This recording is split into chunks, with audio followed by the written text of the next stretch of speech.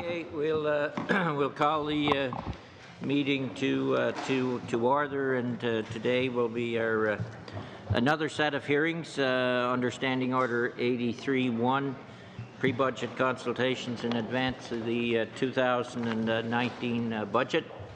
I want to thank all the witnesses for coming, and also thank you for those that have submitted submissions. Members have them on their iPads, and they may be referring to their iPads, so they're not playing games on their iPads. They're looking at those submissions. We assume, right, Peter? Anyway, welcome. We'll start with the group Canada Without Poverty, Ms. McLaughlin and Ms. Bliss. Ms. Biss. It's a bliss to work with Biss. Good. Go ahead. So good morning, and thank you for the opportunity to address this committee. My name is Harriet McLaughlin, and I am the Deputy Director of Canada Without Poverty. And as we just spoke, I am joined today by Canada Without Poverty's Legal Education and Outreach Coordinator, Michelle Biss. For those of you who are not aware of our organization, Canada Without Poverty is a nonpartisan, not-for-profit, and charitable organization dedicated to ending poverty in Canada.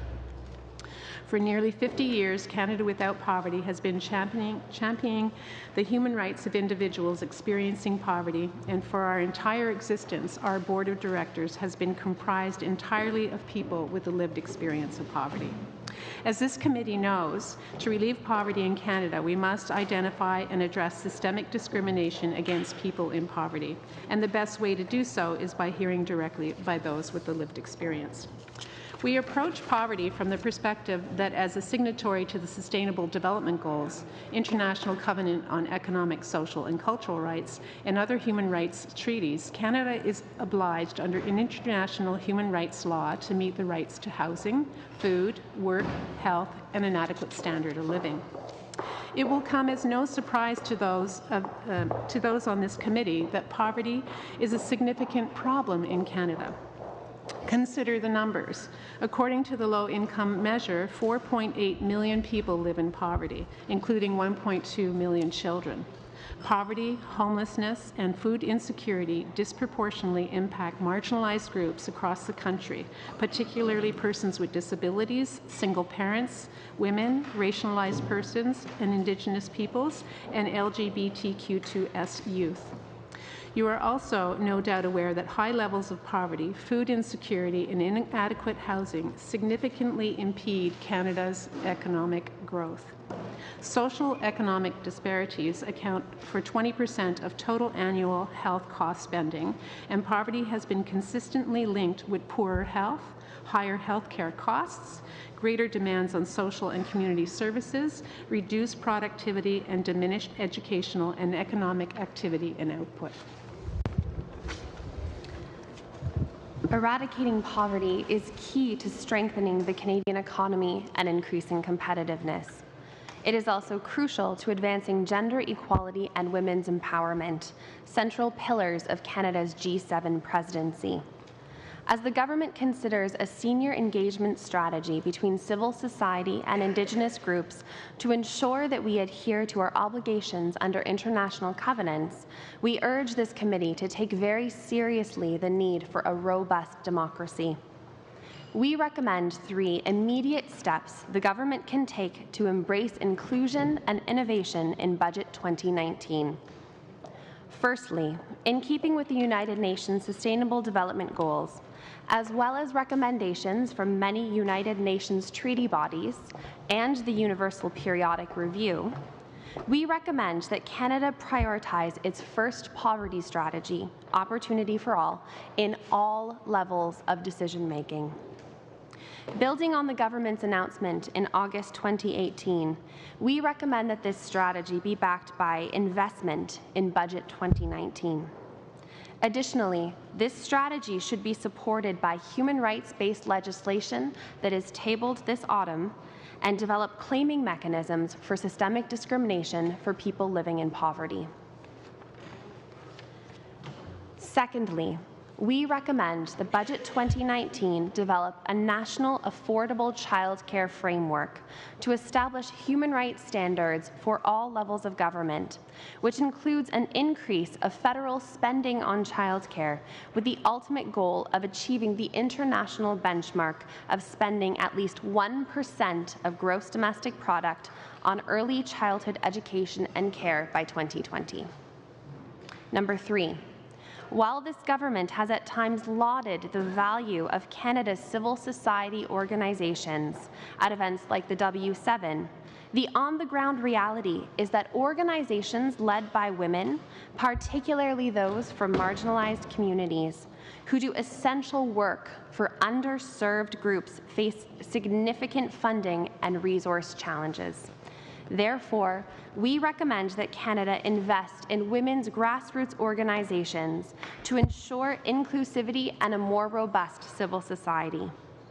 We further suggest that the government track core funding for organizations comprised of and led by women from diverse and marginalized communities that continues to grow in line with gross domestic product. We look forward to answering your questions in this regard. Thank you. Thank you very much. Canadian Centre for Policy Alternatives, Mr. Blair. Welcome, Peter. Thank you, Mr. Chair. Thank you for the opportunity to present our recommendations today.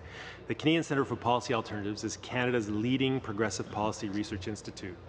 We produce the research and analysis necessary for policymakers, activists, and everyday Canadians to work towards a more equitable, sustainable, and just future.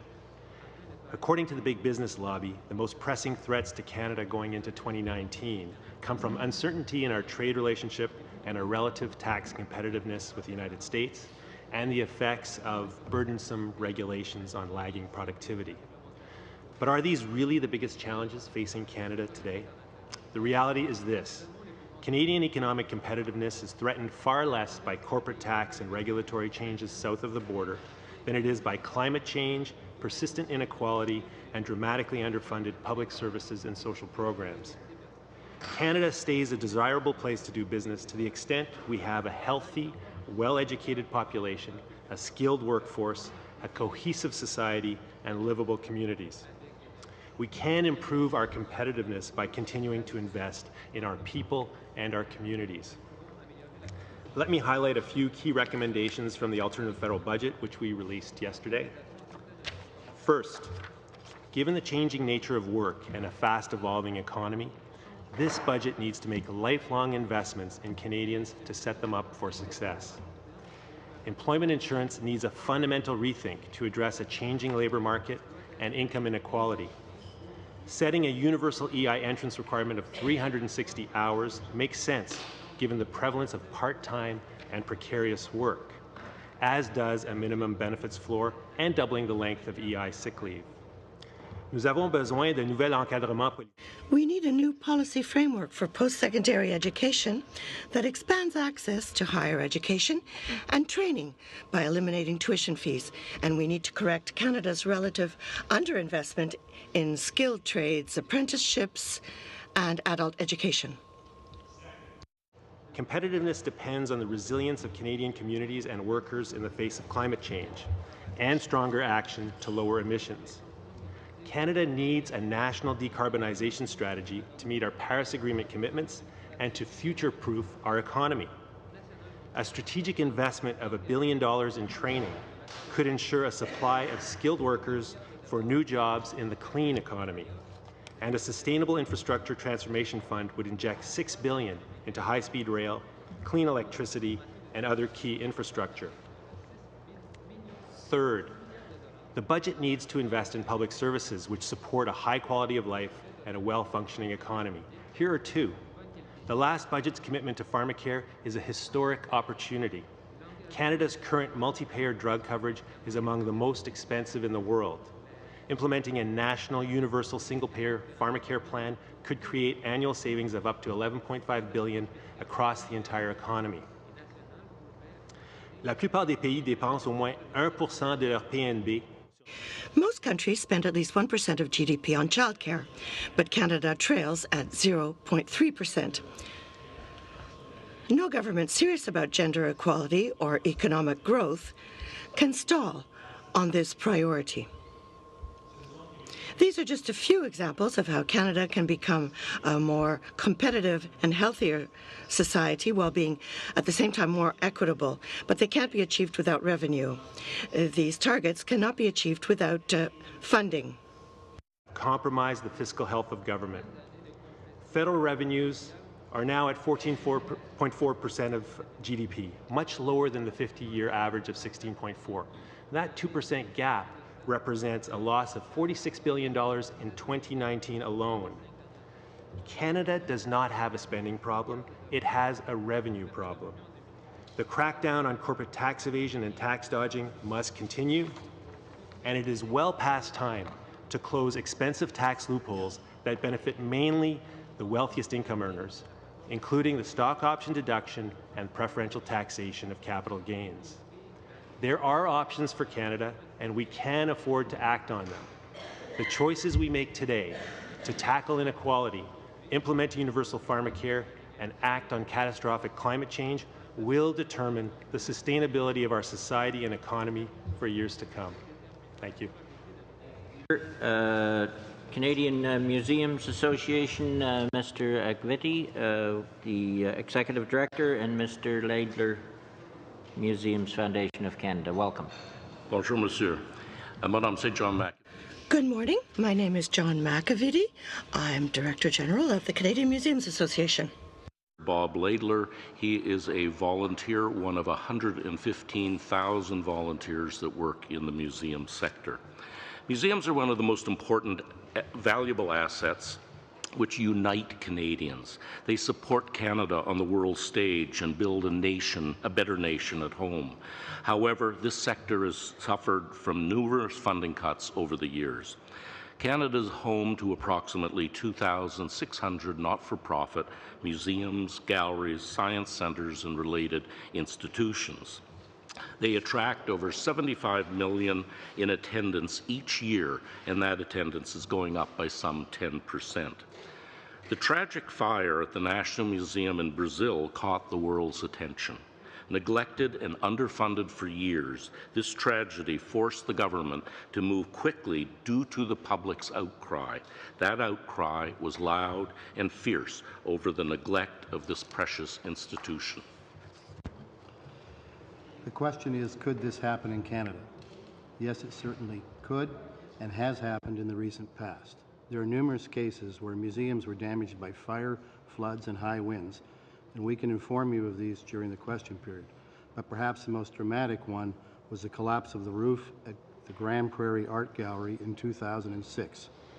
Thanks to the fast thinking of the director, the staff, the visitors, and school children were evacuated minutes before the roof collapsed, destroying the building and much of its collection.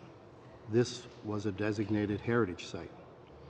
We cannot avoid all tragedies, but we can be better prepared to ensure our cultural buildings and repositories are not neglected. On Tuesday of this week, your colleagues on the Standing Committee of Canadian Heritage released a long-awaited report on the state of Canadian museums.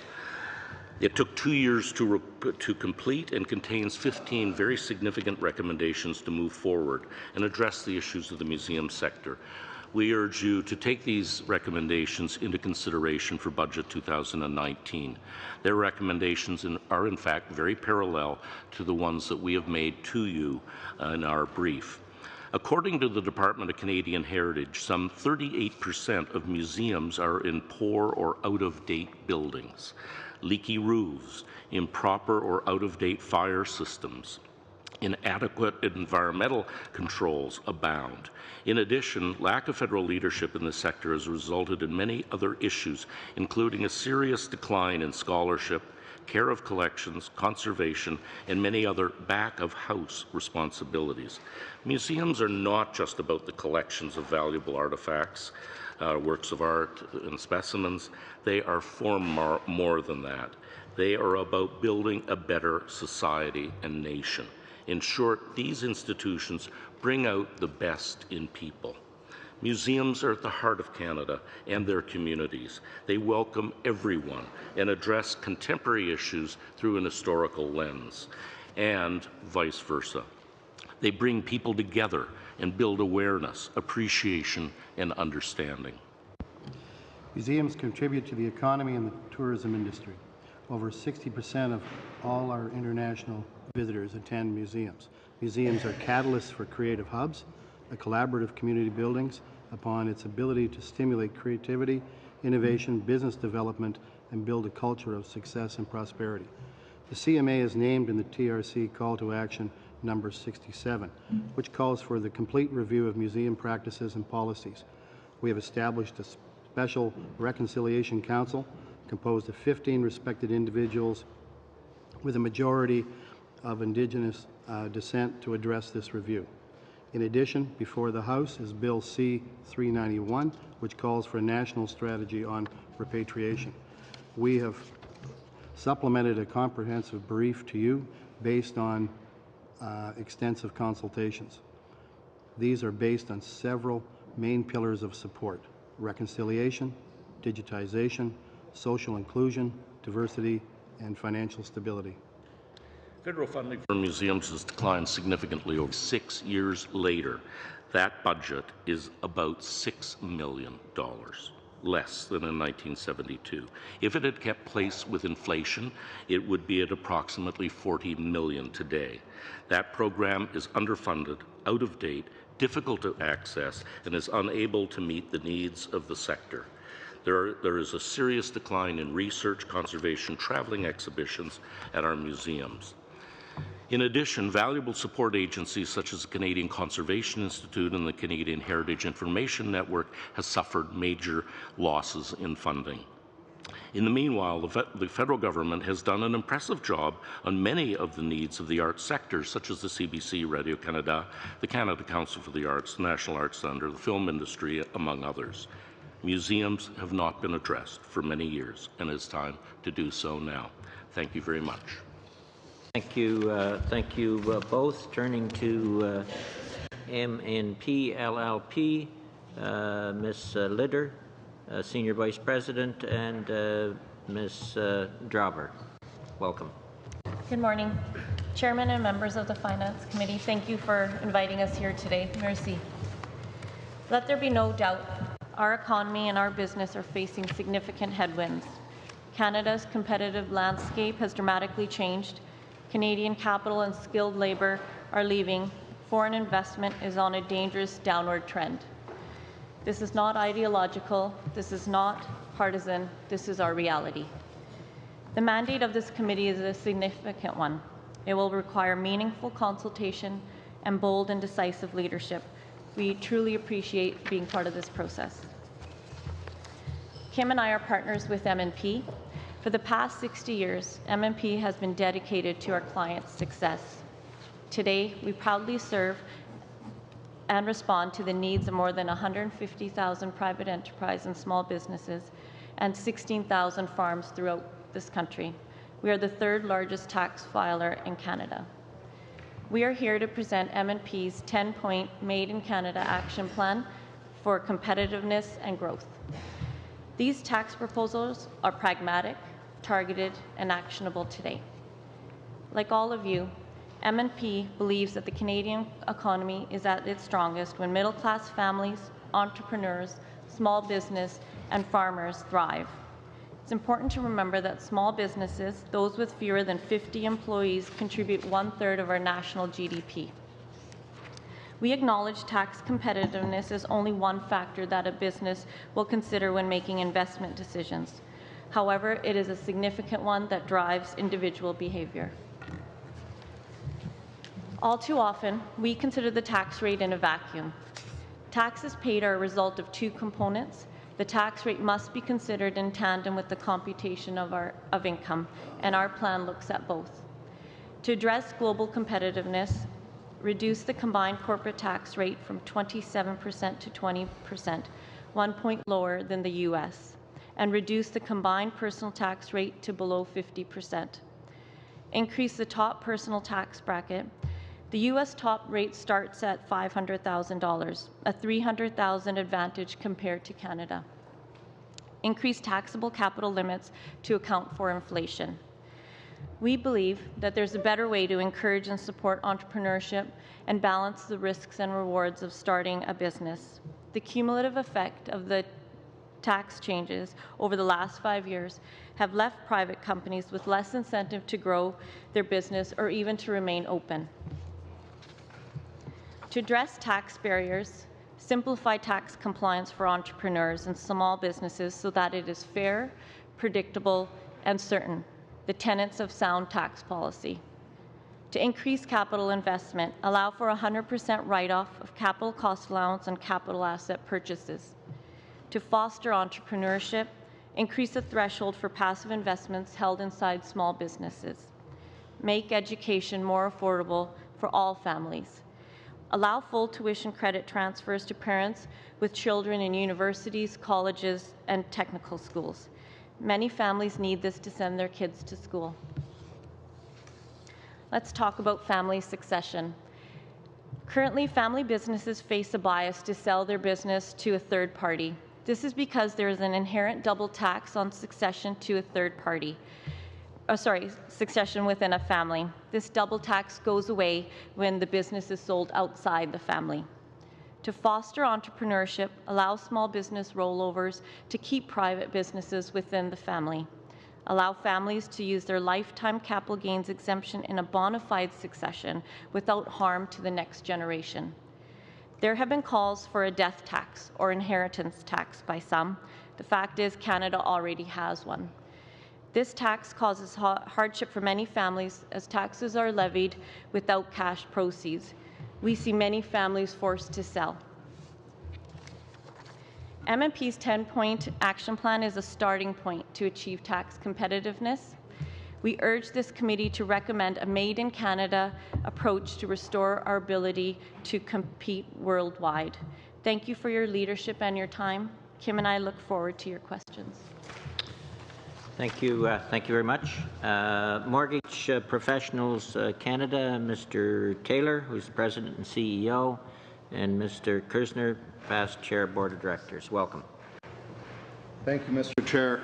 Good morning, ladies and gentlemen. My name is Mark Kersner. I am the immediate past Chair of the Board of Mortgage Professionals Canada. Along with me is Mr. Paul Taylor, who's the President and CEO of Mortgage Professionals Canada.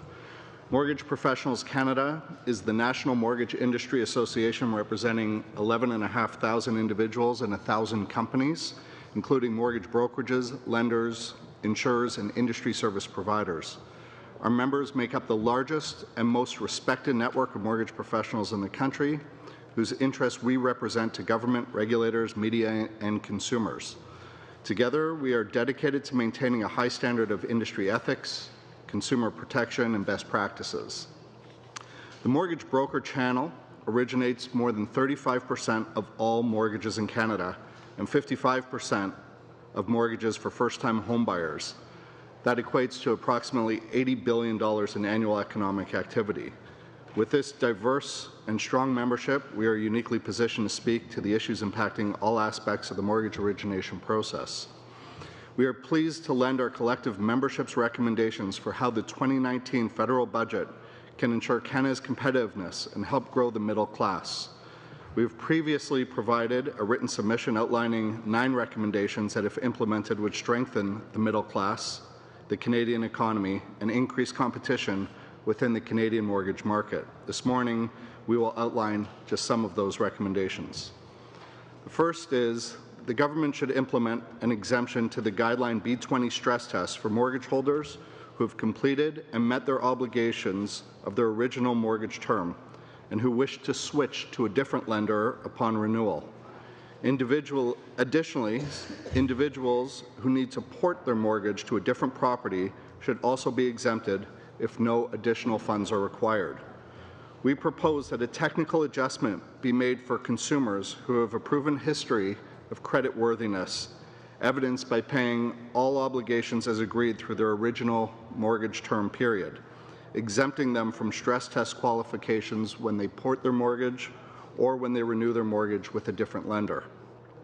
These individuals are responsible borrowers who have a proven track record, have not accumulated additional mortgage debt, and have prudently managed their financial obligations. They are not the high-risk borrowers that the government is concerned with. Restricting these individuals from accessing competitive mortgage rates from other lenders at renewal time only serves to ensure more Canadians are paying higher interest carrying costs than they otherwise could be. The next recommendation is to adjust the November 30th, 2016 change to allow for refinances to be included in portfolio insurance up to a 75% loan-to-value. This adjustment would alleviate some of the competitive disadvantages that the recent changes place on many non-bank lenders. With this amendment, which could be made with a simple technical clarification document rather than an official announcement, non-bank lenders would be better positioned to adjust to the other required changes while remaining adequately capitalized. This adjustment would also ensure greater marketplace competition by assisting smaller lenders to fund their mortgages and would positively benefit competition within the mortgage market. This would only account for a small portion of the recently seen 76% reduction in government-supported portfolio insurance and would keep the integrity of the vast majority of mortgage insurance changes intact. Next recommendation is for both insured and uninsured mortgages to decouple the stress test from the posted Bank of Canada rate and instead set it at 75 basis points or 0.75% above the contract rate. According to calculations conducted by our chief economist, Will Dunning, a 75 basis point stress test achieves an appropriate protection to consumers in the events that rates rise, while not unduly pricing too many consumers out of the marketplace. It's important that a market-based rate be used to calculate the stress test to ensure the appropriate balance between stability and affordability be found for Canadians. According to our analysis, reducing the stress test to 75 basis points would allow for an additional 37,500 Canadian families to qualify for mortgage each year in today's interest rate environment, noting that as interest rates rise, as we suspect they may continue to rise, fewer and fewer people will qualify. Making this minor adjustment to the stress test ensures that policy intent of the stress test is maintained while improving the competitiveness required to sustain a healthy and robust housing market. Recommendation 4, we would recommend implementing an indexation to the inflation limit or an indexation for inflation to the mortgage insurance cap. Also consider setting regional limits that better reflect localized housing market conditions rather than setting a national standard. Adjusting the valuation eligibility cap for mortgage insurers would actually help mitigate against the shifting portfolios of mortgage insurers. The new cap removes eligibility for mortgage insurance for a large number of homes in Toronto and Vancouver, which are very liquid markets with high income and high credit borrowers. And this is resulting in a higher percentage of insured mortgages in illiquid markets that have higher loss rates and weaker incomes and credit scores. This, therefore, is creating a riskier aggregate portfolio and geographic footprint for mortgage insurers and ultimately increases the risk for the guaranteeing taxpayers. Regionalizing valuation caps and indexing the caps to inflation would allow for a slow, safe increase in the caps for mortgage insurance while still maintaining the desired policy objective. Regionalizing will ensure mortgage insurers are able to continue to service high-value areas, which perhaps counterintuitively are often less risky due largely to the liquidity of those markets, and it ensures overall safer, more balanced portfolios for the insured properties. Without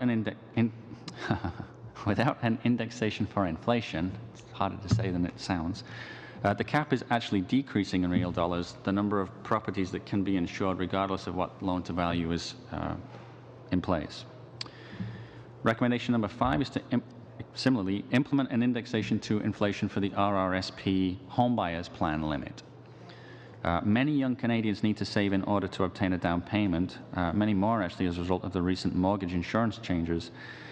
In a recent survey we conducted, 48% of soon-to-be Canadian homeowners said that they had less than 20% down payment, and of those, 31% said that they would need to withdraw from their RRSP and able to afford their purchase. In addition, 63% of Canadian homeowners said they would have been unable to afford their home without some form of down payment assistance. Indexing the RRSP homebuyers plan to inflation would be a positive way to help many young Canadians use more of their savings to purchase a home, thereby assisting them to reach the middle class. Last recommendation today, we would support implementing interest-free loans to municipalities to help develop land to create more supply in the housing market. Affordability and livability are important to help grow Canada's competitive advantage for human and financial capital. Two of Canada's global cities, Toronto and Vancouver, have experienced rapid price growth over the last number of years, which has created competitiveness challenges in those markets. The best way to address affordability challenges in Toronto and Vancouver is really through the addition of supply. The federal government is probably best positioned to assist by providing financing options to the provinces and municipalities to incent development. We believe this can be best done through interest-free loans, potentially through CMHC. This can certainly help with the cost development process and help municipalities ensure that the primary infrastructure is in place in the ground before construction for these residences is actually begun. Thank you very much indeed for the opportunity to present the recommendations this morning. We look very much forward to any questions you may have. Thank you both. Turning to Mr. Bergami, National Airlines Council of Canada. Welcome again. Good morning, Mr. Chair, members of the committee, membres du comité. Je m'appelle Massimo Bergamini. My name is Massimo Bergamini, and I'm President and CEO of the National Airlines Council of Canada. I wish to thank you for having offered us the possibility to appear before you in the context of your pre-budget consultations. I will focus my remarks on the issues at the heart of the problem. Let me begin by sharing 4 snapshots of Canada's commercial aviation industry. Each tells a piece of the story that is relevant to your deliberations. Here's a first snapshot. Our members alone employ over 50,000 Canadians directly and contribute more than 400,000 jobs in related sectors such as aerospace and tourism. Here's a second snapshot. Every day, some 300 passengers board one of our members' flights to travel for work, visit family, or explore a country in the world. To put that in some context, that's almost the equivalent of the population of Toronto, every woman, man, and child boarding those flights every week. Here's the third. Over the last decade, the cost of air transportation in Canada has grown more slowly than the rate of inflation. Again, for a little bit of context, that's slower than many basic household goods, such as coffee, fresh fruit and vegetable, public transit, and electricity. Now, whether you look at those snapshots individually or as a montage, you see a thriving industry aligned with the realities of modern Canada, moving Canadians efficiently and economically, and creating jobs and opportunities. But something is not right with that picture. Indeed, for the first time in a decade, there are signs of turbulence. Domestic capacity is being reduced. Now, why is that? The fourth snapshot completes the picture and brings it into focus. Over the last 10 years, Canadian taxpayers have subsidized marine transportation by over $12 billion and rail transport by some $4 billion. Now, over the same period, the federal government generated a $2.9 billion windfall from commercial aviation. Now, it would be disingenuous to suggest that federal policies alone are behind the loss of lift that we're seeing for the first time in a decade. But remember how the cost of air travel grew more slowly than the rate of inflation? The cost of the base domestic fare actually decreased. Simply put, while governments fly first class on the gravy plane, Canadians have been paying the ticket. In general, user pay is a way for governments to allocate scarce public resources more efficiently or to put a price on negative externalities.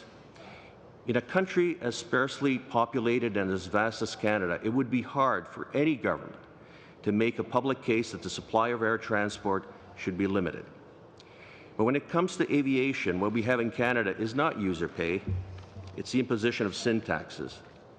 Successive governments have literally banked on 2 myths: air travel as the preserve of jet-setting elites, and an abundance of transportation options for all Canadians to normalize this policy. And we're beginning to see the results. In our detailed submission, we identify some of the more egregious symptoms of this broken policy, whether it's CATSA funding, airport rents, fuel taxes. But there's more. From the federal carbon tax backstop to passenger rights regulations, federal policies are being developed in silos with no consideration of their cascading impact on our industry or on communities and on the people that rely on air transportation. Canadian carriers are recognized as among the best in the world. Their success should be recognized as Canada's success.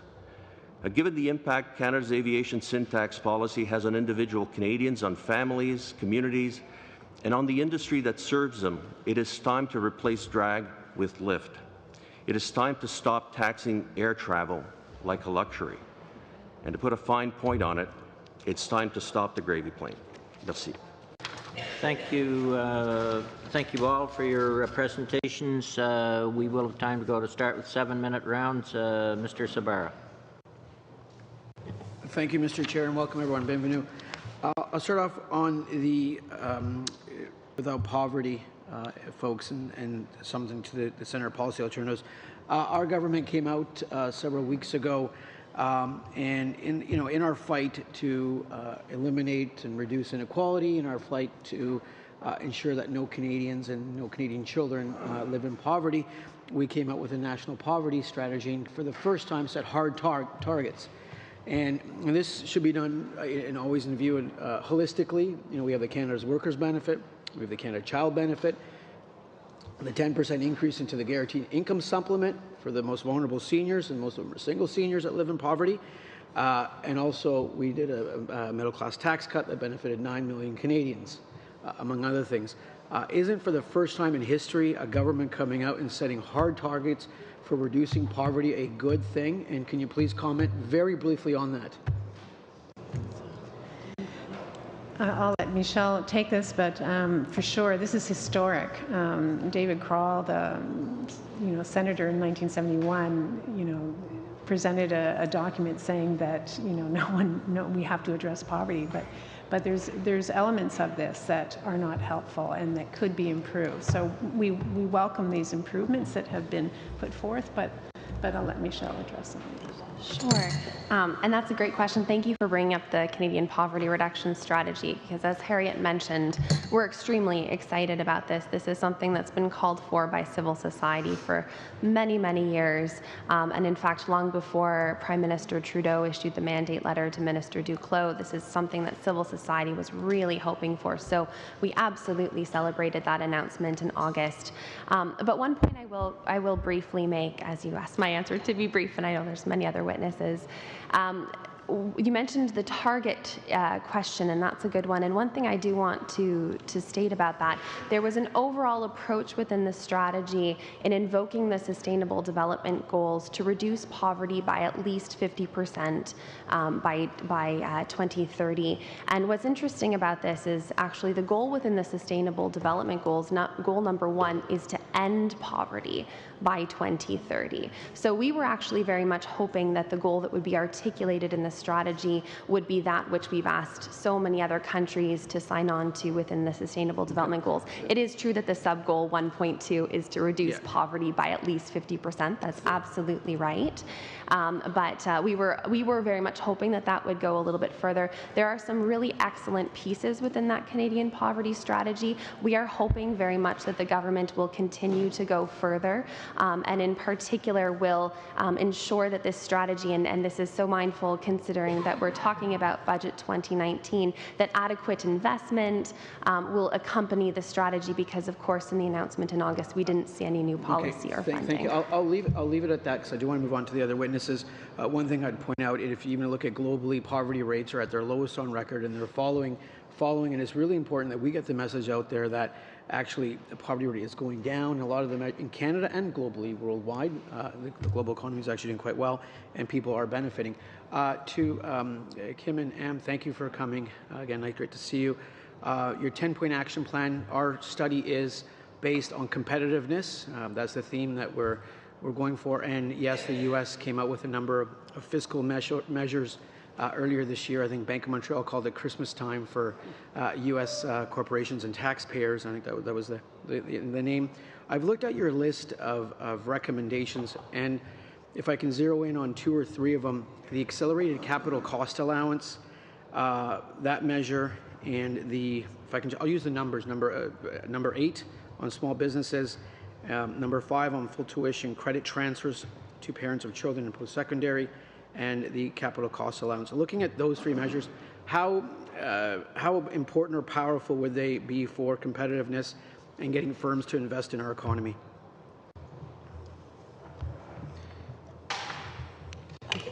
I can take that. Sorry, my voice is, I'm struggling a little bit with the cold.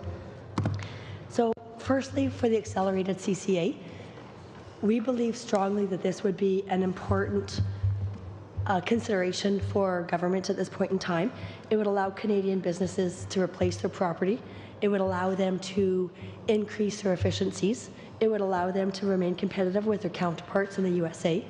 And we believe in a made in Canada approach, but when the US did something as out of the box as accelerated CCA, I think we do have to react to that.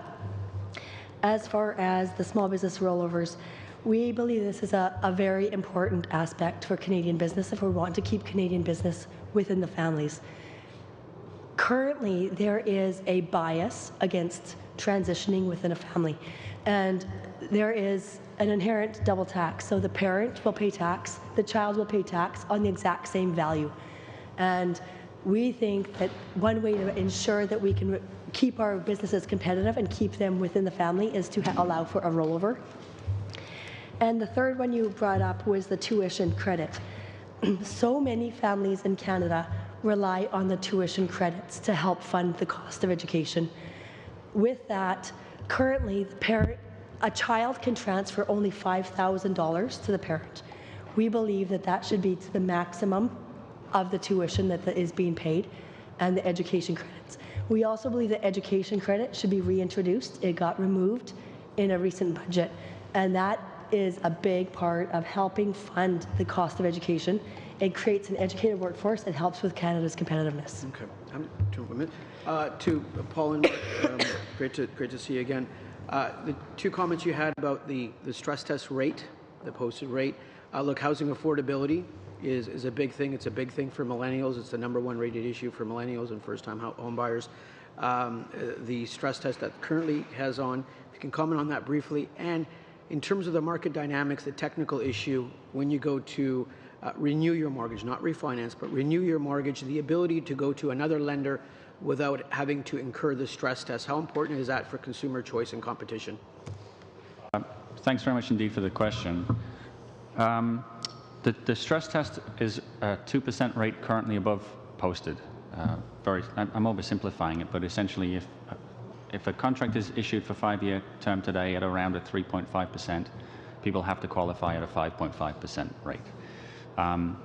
The logic is that you can show that you can manage the payments if interest rates rise over time in the future. Interest rates have risen across the last year. There's actually been 4 increases, so we're about a percentage point higher organically now in the market than we were at the time that the stress test was introduced.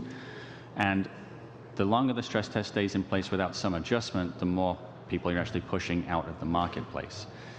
First-time buyers, young middle-class Canadians are already having an incredibly difficult time getting the first foot on that first rung of a ladder. I think it's probably really incumbent upon government to start taking a look seriously at reducing that. The housing market numbers across the last year have been a whole lot slower than even average transaction numbers, so we can see there's a number of first-time buyers and sort of the traditional move-up buyers at the bottom of the ladder are also having a hard time moving forward. Growing families need an extra bedroom, etc. That stress test creates a pretty significant reduction in overall borrowing power, so we really do recommend a reduction of that. To the other question about moving at renewal time without having to requalify, I think it just makes good sense from a competitive market standpoint. I don't think lenders are incented to offer their most competitive rate at renewal if they understand that there's a hurdle for consumers in their ability to take that loan somewhere else.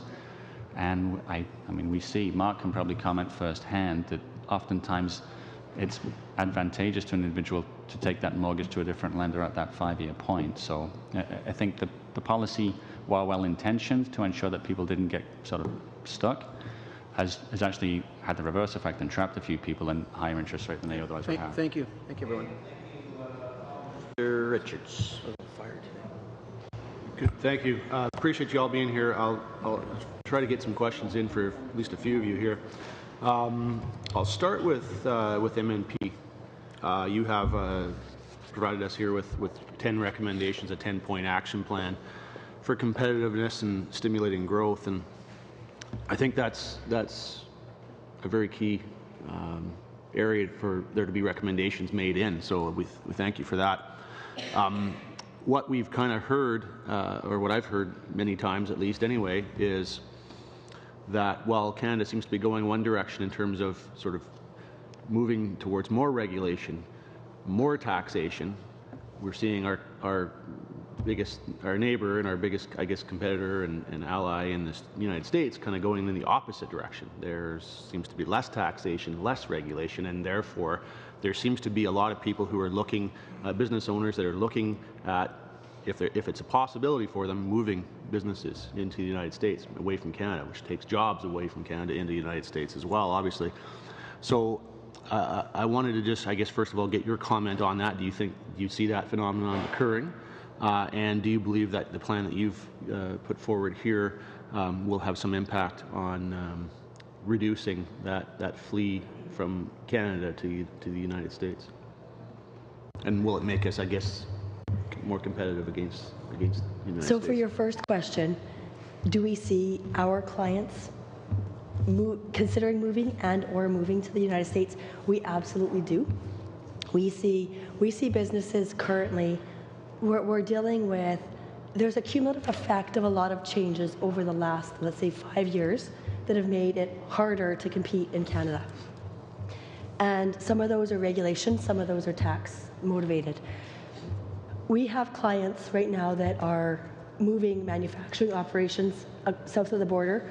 We have clients right now that so tax is a concept of two things. It's the computation of the income and it's also the rate. Our computation of income is not competitive and our rate is not competitive. So we layer two issues on top of each other, which is making it less profitable to do business in Canada, less likely to be able to compete with our neighbors south of the border. So there's also an issue in the United States right now with maybe some of the rise in the Made in America approach. So some of our clients are trying to access the ability to say that they are made in America versus made in Canada. But the rate is very significant. We strongly believe that the corporate tax rate should be reduced. It's 27% right now. The Americans are at 21%, and we are one of the highest in the OECD. We are higher than the average, and Great Britain is below ours, France is below us, the United States is below us, and we have burdensome red tape, we have high taxes, and in order to improve competitiveness, we have to deal with both of those. Thank you. Now, you just mentioned the red tape. That was the sort of follow-up question I had for you. You do have, in your point number 6 here, mention about reducing uncertainty, red tape, and bureaucracy, and that certainly is something that I hear quite often from small business owners in particular, because obviously red tape and bureaucracy that's imposed upon businesses has a greater impact on small businesses because they have less ability to sort of, I guess, absorb the difficulties that arise from that, because obviously there's generally fewer employers. It usually ends up being the business owner themselves trying to deal with the red tape, and it takes away from their ability and their time that they have to grow their business and serve their customers. So I wonder if you could give us some specific suggestions on things that could be done to reduce uncertainty, to reduce red tape and reduce bureaucracy, specific suggestions or ideas that you have that would help to do that. So one of the things that tax should be certain, it should be predictable, and it should be fair. And we have a cumulative effect of layering complexity on top of complexity on top of complexity for a number of years. So many small business owners and their advisors are not able to even comprehend what these new tax changes are, let alone comply with them. So in order for a small business to be compliant, they have so much more burden to try to determine what their income is I wasn't going to go here, but the tax on split income really increases the red tape on private businesses in terms of trying to determine what is reasonable, tracking historical work performed in businesses. We're being asked to have information that was never tracked in the past, and so we have to go back historically and figure out what happened from the start of that business in order to support how we compensate the owners on a go-forward basis. There's that. There is just even the compliance with things like the carbon taxes and the differences in the CPP. So there's just more and more things layering onto a business. Okay. I'll maybe move now to Mr. Taylor, from the mortgages. Couple of things, I guess, in regards to some of the changes that have been made to mortgage rules, in particular, I guess, the stress test.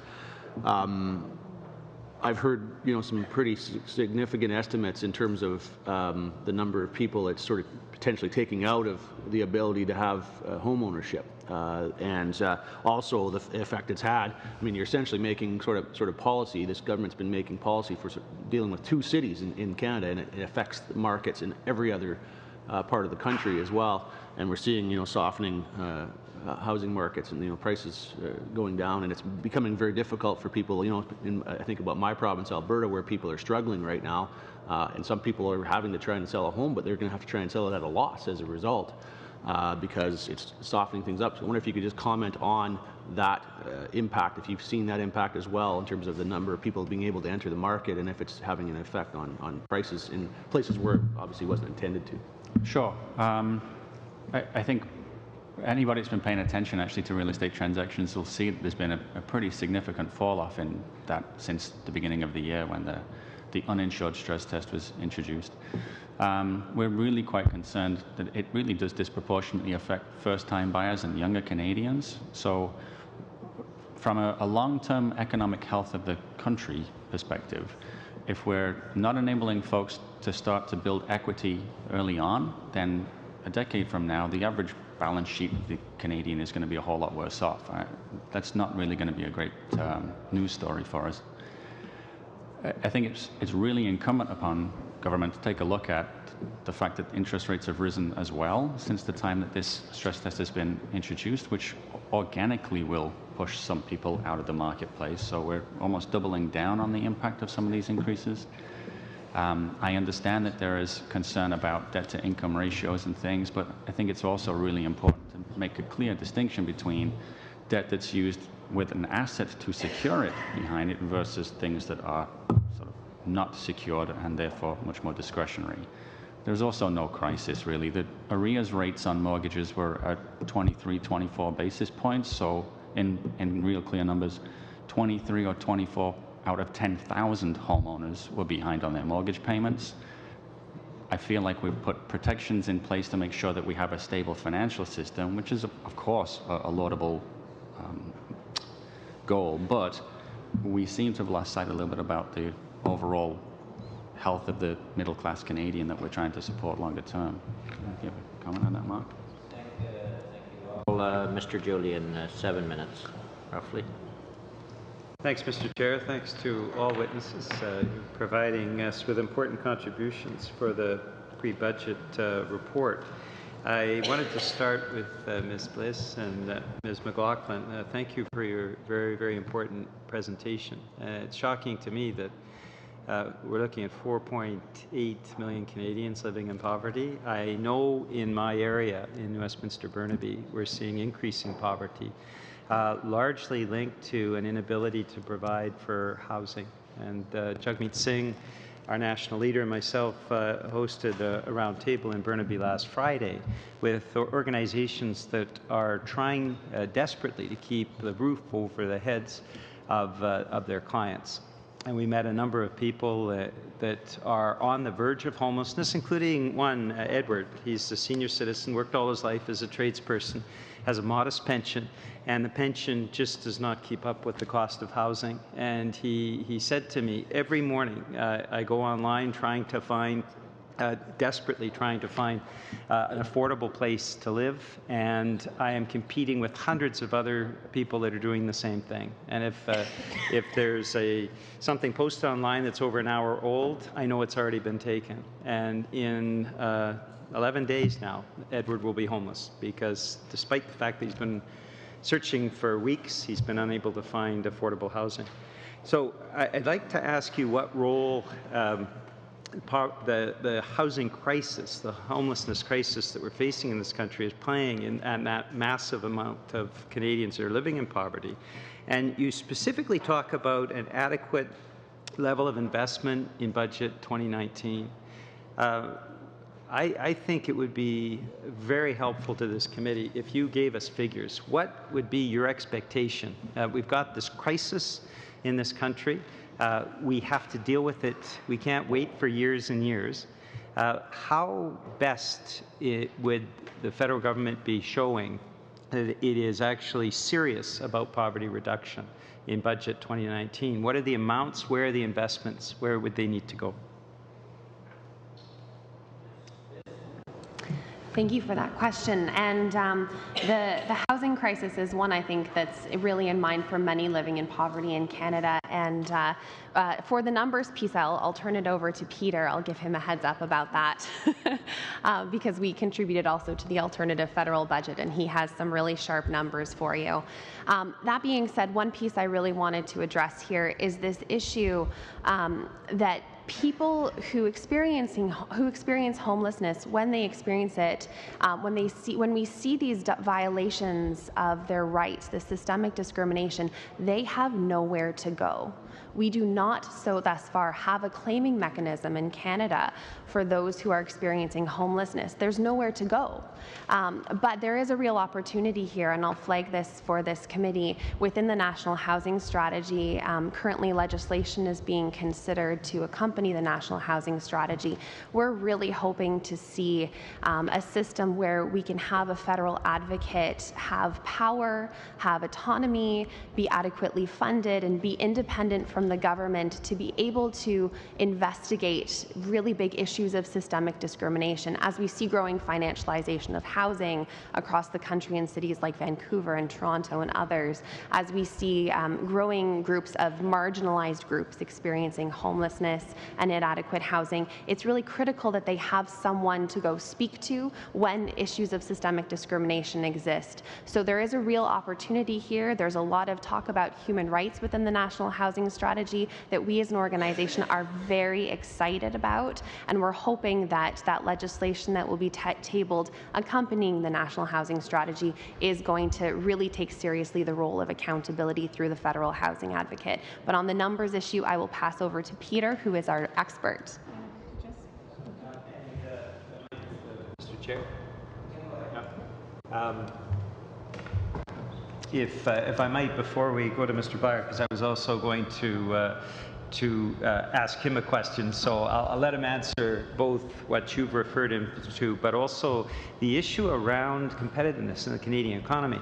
I ran a social enterprise before I was elected to Parliament. Universal health care provided a benefit of $3,000 per year per employee. That is a major competitive advantage that is often not mentioned around this table. But you mentioned, Mr. Byer, issues like single-payer pharmacare. We've been talking about childcare. These are all competitive advantages to Canadian businesses because it means their costs, if they're treating their employees effectively, are taken away and provided for as part of a generalized system. It's a major competitive advantage. Could you speak to that as well as you mentioned the figures in terms of what would really meaningfully mean an attempt by the federal government to reduce poverty in Canada? Go ahead, Peter. Okay, thank you, and I'll play my role for the broader collective first. And I will refer you to the pages 47 and 48 of the alternative federal budget published yesterday as well. But just quickly, we have 3 recommendations which were brought together by the broader civil society folks. And first of all, to allocate $1.5 billion immediately to the Canada Housing Benefit to help 250,000 low-income households to afford their rent. Now that is moving forward an expenditure that was, I think, intended for 2020.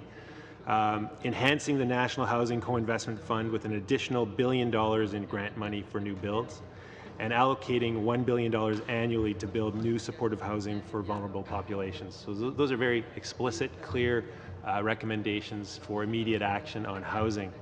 As to the question of competitive advantage, I think that this is critical.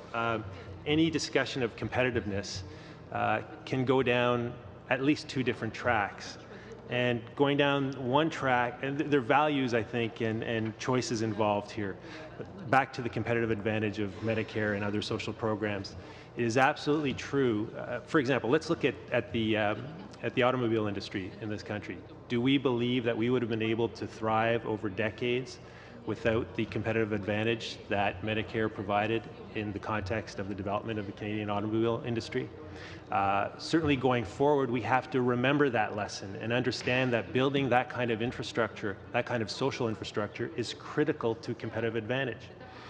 Moreover, I think, there's very different narratives around what competitiveness means.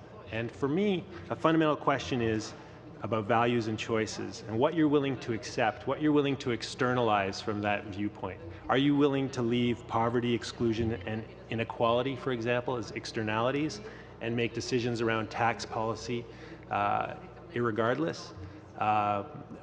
Or do you understand that these are critical values and objectives that we have as a society, and that moreover there are ways which, for example, the alternative federal budget explores annually to come up with a fully costed, reasonable plan that can accept and advance those values and at the same time maintain and build competitive advantage.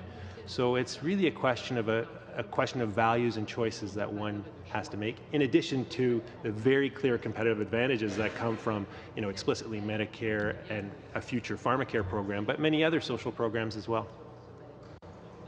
We're well over on all three questioners this time.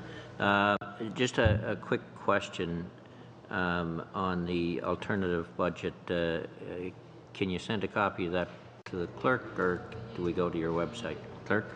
And you state in your brief, and I think the third one that said it, that Canada Trails at 0.3% funding on childcare. Does that include the Canada Child Benefit, or does it not? Does it include the Canada Child Benefit, which is huge? Does that 0.3% That's a good question. I don't believe that it does, because the Canada Child Benefit is not a child care expenditure, right? So then that's the difference. We will have to figure out there's some a lot other comparisons. Ms. Rudd. Thank you, Mr. Chair, and thank you all for coming today. I'd like to start with Mr. Laidler and Mr. McAvity. Is that correct? Great, thank you. I really enjoyed your presentation in terms of the work you're doing, your organization is doing around museums.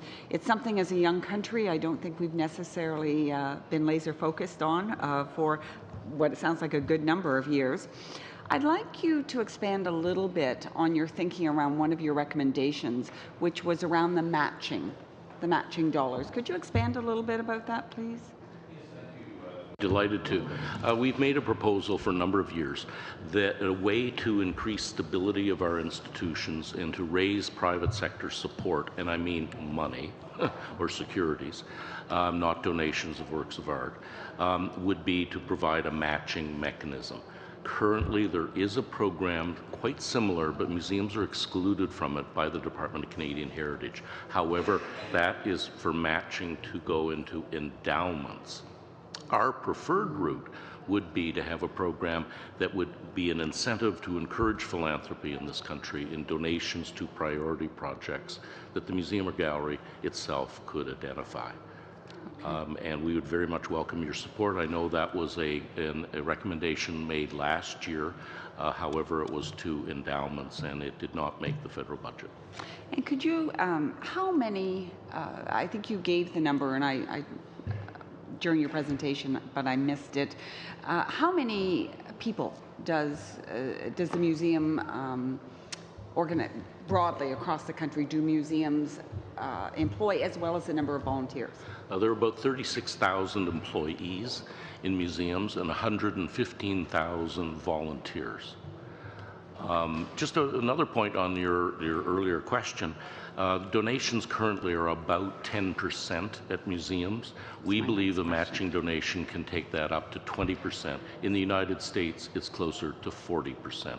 But it is a different tax regime in the United States, as we all recognize. Thank you very much. And my next question, Kim and Amanjeet, is that correct? Thank you. Thank you for your presentation. A little bit doom and gloom over there in the presentation. I'm a small business owner, have been for 30 years. There's lots of good stuff out there too. So I think we want to make sure that while we recognize there are challenges, we also have to look at what those opportunities are. And when you talk about clients looking to leave the country and going into the U.S. or not continuing, I think we have to remember there's been a number of companies come to Canada. Large companies, big and small. In my riding, Weston Foods just closed 2 of their plants in the U.S. and they've moved all their operations to a small community in Ontario in which they're expanding by about 150 jobs. So I think we have to, there's always a balance to those things. And I'm sure you have new clients who come to you who have moved here looking for advice. And it's a very important role you play in ensuring that they're getting that good advice. You mentioned a couple of things around the qualifying in your presentation, qualifying capital asset purchases. So you use the word qualifying in your, and I wonder if you could expand on what you see qualifying mean. Are you considering, particularly, you mentioned the word efficiency as well, in terms of capital costs to increase efficiency. Do you have any thoughts around what that would look like, and is there a threshold built into that? So we hadn't considered whether there was a threshold built into that. But as far as what would be qualifying, we think that any kind of equipment that is, let's say, tangible. So it's property that you can see and touch, and that is, whether it's for manufacturing or whether it's for farming or whether it's for any other kind of business in Canada that improves efficiencies. So it could be things like, in the oil field sector, it could be new equipment for trucking. It could be trucking equipment and things that help with the logistics. So we don't think that there should be necessarily ceilings on it, as long as it improves the efficiency and the competitiveness of the business to compete. As far as what other kinds of equipment, I don't know if we had any other anything that we thought should be restricted. Okay. You just used the word qualifying in your presentation, so I wonder if you had anything specific around that. Are you looking at a phase-in of, I know that there's, you mentioned the U.S. a number of times in your presentation. Of course, we're looking at trade agreements all around the world to expand markets for Canadian companies, which I think is extremely important. And I think we have to look at globally in that context. Yes, the U.S. is certainly our largest trading partner, but that is something that is incrementally changing. So is there a thought about what that accelerated capital costs, because we've heard it from other presentations as well, what that should look at, what the number is, whether it should be phased in over a number of years, what that percentage is? Any thoughts on that? I don't think it should be phased in. I think it should be in the budget. There should be an announcement that as of a certain date, equipment purchases from then on would be 100% accelerated CCA for a period of time until we get the economy back on its feet. The Americans put a timeline on theirs, and I don't think it should be forever that we have a accelerated CCA, but it does encourage businesses to invest when there is a better write-off. So you're not suggesting, as you know, various equipment, various things have, I remember in the days when computers used to be written off over 10 years, and now it's basically an expense. So are you, have you given any thought to sort of what that would look like? You mentioned about it not being, that it indeed may be reviewed and time limited, as you're suggesting in the States it is, but they didn't just jump to 100% either. I mean, it is, my understanding is that there was a, sorry, I'm maybe wrong on my note.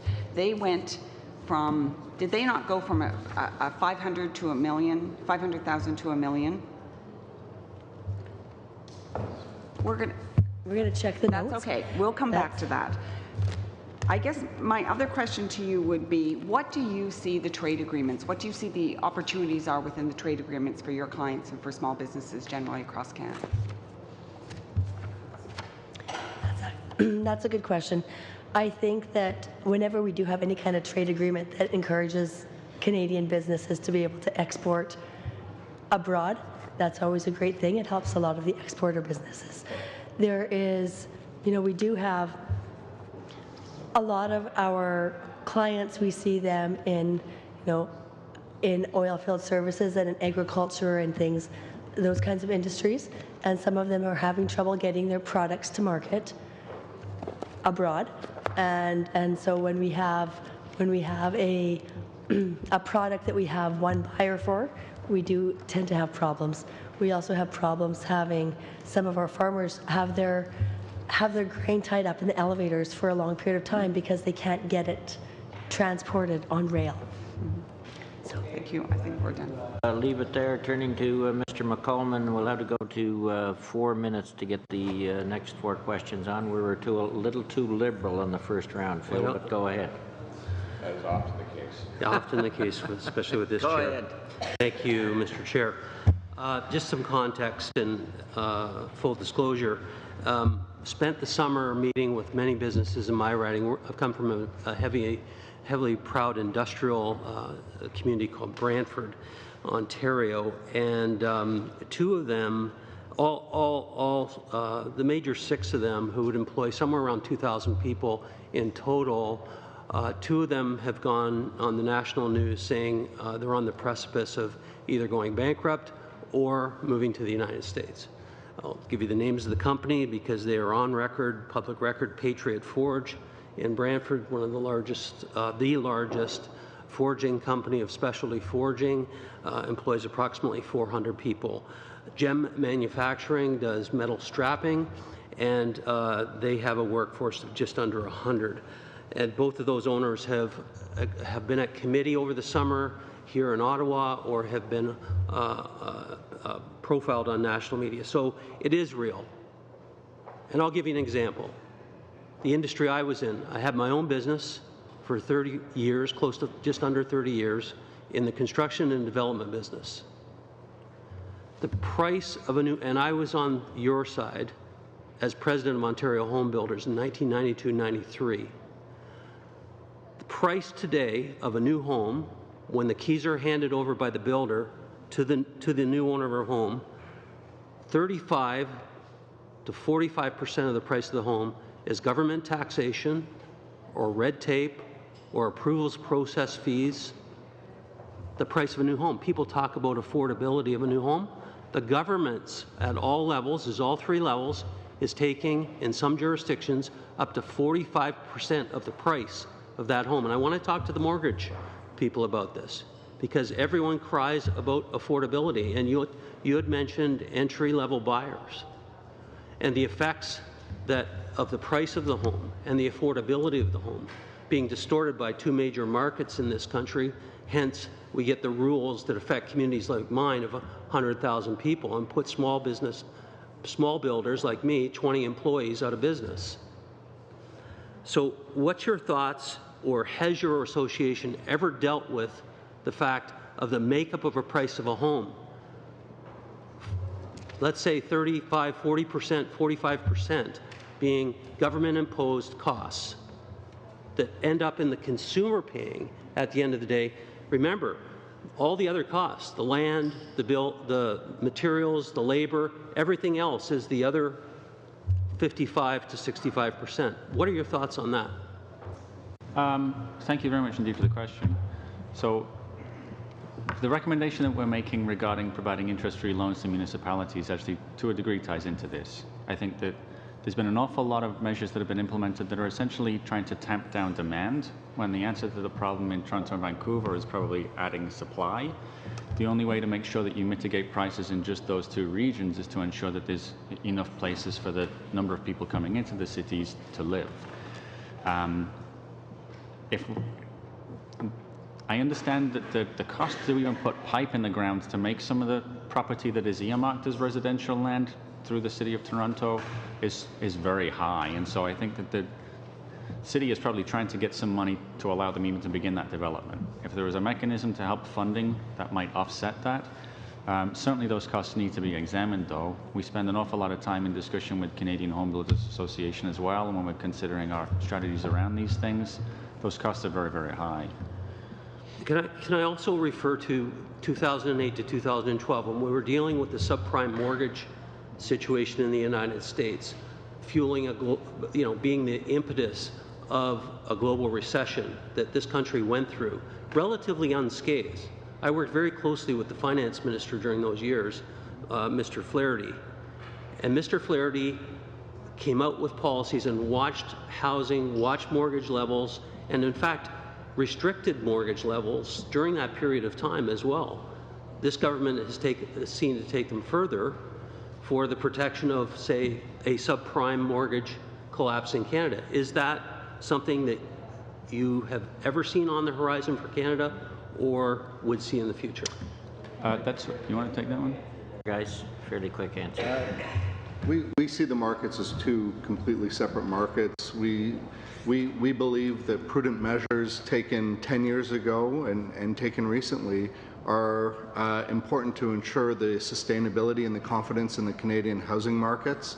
When you were able to refinance a home at 95% of the value and take 100% financing out on a 640 Beacon credit, there were steps taken to bring prudent lending practices in Canada.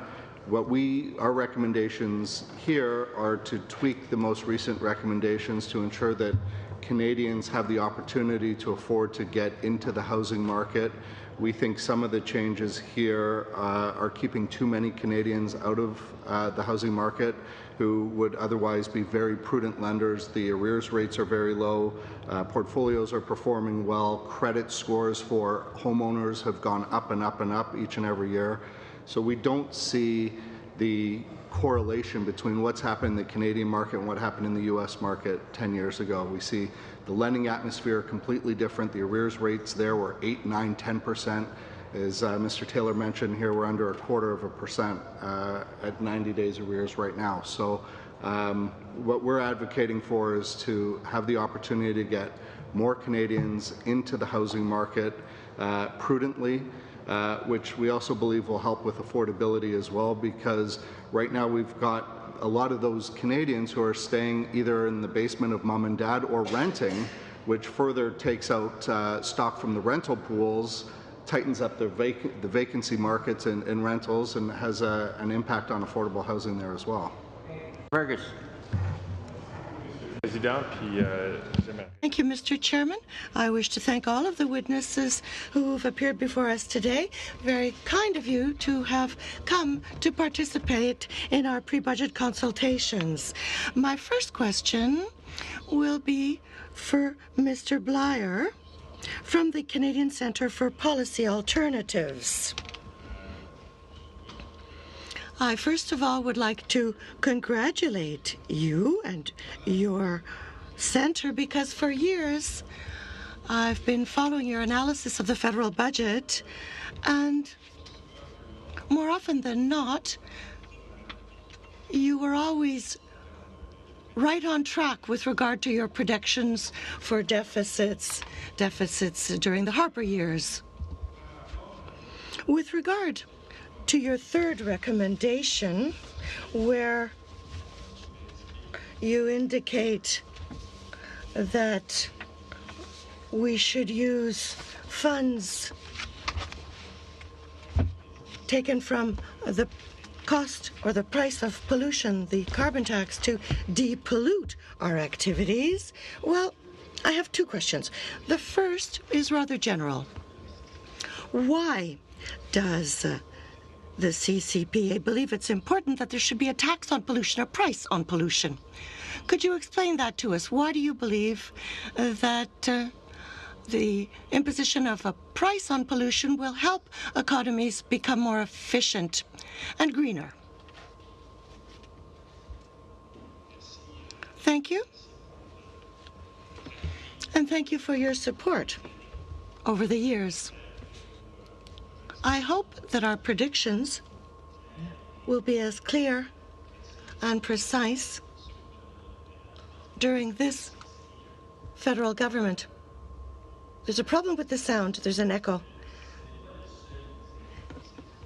Pricing pollution isn't the only tool, but it's an important one in the context of a crisis, a major crisis, an existential crisis that we are facing as a country, as a generation. And it's the same across the world. It's important, obviously, to use all of the necessary tools, the possible tools, to face this crisis. In the context of competition, economic competition, putting a price on pollution is an important tool to guide us in the right direction, to guide us towards an economy that will be future-proof. That's the term we used.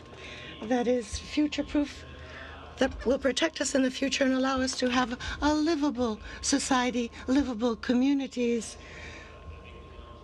generations with jobs, a society that is able to limit inequalities.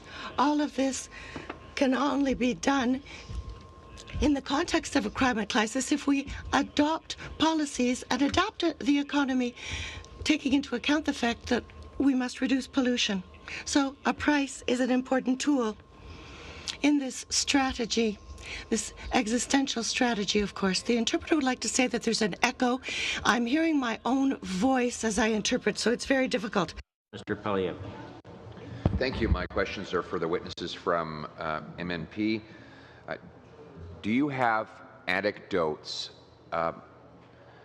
or anecdotal evidence? The interpretation booth having a problem? Yes, indeed, Mr. Chairman. When I was interpreting into English, I was hearing my own voice in my headset instead of the original, so it was very tricky. It seems to be working all right going into French. It's going into English that we have an issue. Do you have anecdotal evidence, I should say, of money leaving the country as a result of the relatively high taxes in Canada?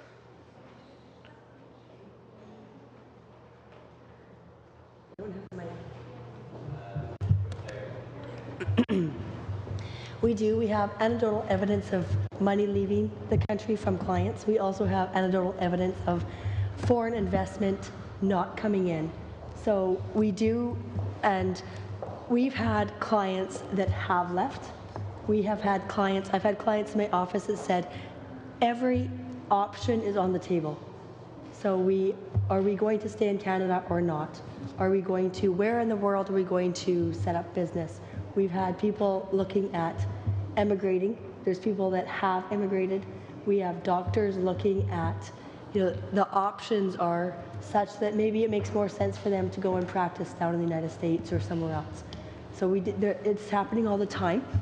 We've had clients that have been at, the 19th hour essentially on selling their business to an American company, and the Americans have walked away because they didn't want their capital in our country. So that's happened where we're almost sold and they've pulled away. And can I just mention once for Ms. Rude, Ms. Rudd, you asked us about the capital. So it's a full write-off until 2022, and then it gets phased out between 2023 to 2026. Mr. Poilievre. Then there's no question that there's data now to support your claim that money is leaving the country. Canadian investment in the United States is up 2/3. U.S. investment in Canada is down by half. So President Trump's made it clear his goal is to take our money and our businesses, and clearly the policies of this government are helping him do both. Next question is about the revenues to the government of higher taxes. Data from CRA showed that the wealthiest 1% of Canadians paid $4.5 billion less in the first full year after the government's tax changes came into effect, when they were supposed to pay $3 billion more, according to the Liberal platform. So there's a gap of almost $7 billion. Now, recently the government tried to bring in some very aggressive tax increases on small businesses that are incorporated. Did you see evidence that people reacted to the threat of those changes by withdrawing cash from their businesses or making the decision to leave and pay an exit tax in the 2017 year? So that's a two-part question. So the first about the reduction, or there was less taxes collected, although the rates went up. Yes. A lot of that was, it's probably too early to tell what the long-term ramifications are, but one thing that did happen, and you know, I live in Alberta, and we had a compounding effect. We had a 5% increase provincially, and we had a 4% increase federally, but we also, our dividend rates went up 11%. So what we did in 2015 in anticipation is extract significant amounts of funds out of corporations wherever possible, so that we wouldn't have clients pay high corporate or high personal tax rates that go forward. Right. So that happened. There was timing differences, so we probably spiked in 2015, had a significant reduction in 2016. We also had people that, there was clients that did leave in 2017 paying exit taxes. So they left and they paid exit taxes. We're going to have to cut it. Are you complete, Kim? Pardon me? Is your answer complete? Yeah. Okay. Mr. McLeod, last questions. Mr. Chair, I just wanted to quickly ask a couple questions for clarity. First to the Canadian Centre for Policy Alternatives. In your presentation, you reference First Nations, you reference the Métis and the Inuit, but then in your recommendation, you only refer to on reserve. Now, that leaves, the Métis don't have reserves, the Inuit don't have reserves. In the Northwest Territories, we don't have reserves, we've got public communities, so, but we do have the highest core need in the country for housing. So can you just maybe clarify if that was intentional, unintentional, if there is inclusion of the North, and if it is, how? Thank you for that. And when you have a project that's gone on for 24 years, not only do you sometimes not get it exactly right, but you clearly learn and improve year after year. So I'll look into that in terms of the detail. But absolutely, in terms of the content, and I'm going to hand over to the clerk the actual copies as well as the online copy. The focus in the chat in our section on First Nations and Indigenous peoples includes a broad gamut of needs.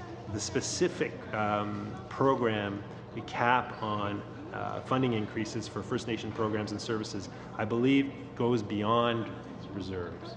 So okay. These are all the programs had a cap on administrative fees. Okay, thank you for that. If we could get the clarity on it, that would be greatly appreciated. Second question is to the Museum Association. I'm very happy to see that you made some of the recommendations that include community cultural centers and museums, and we have in the North a lot of artifacts that are not protected. I was just in the coastal communities in my riding on the Beaufort Sea, and because of climate change, we're seeing ice receding. And 2 years ago, we got a report that was at least 70 ships that have come through. Now, when they say ships, we're talking about all sizes. And the people, the Inuit people, the Inuvialuit people in my riding are saying, what was there historically forever, they never had to protect, but now it's starting to disappear. People are coming with sailboats, they're going, they see the artifacts on the ground and in hunting areas, and they're taking them. So we really need to step it up when we start looking at protection. And we also have a few museums, some smaller community ones in the North, but we have the Prince of Wales Museum, as you know, and it's full of artifacts from the Aboriginal people of the area.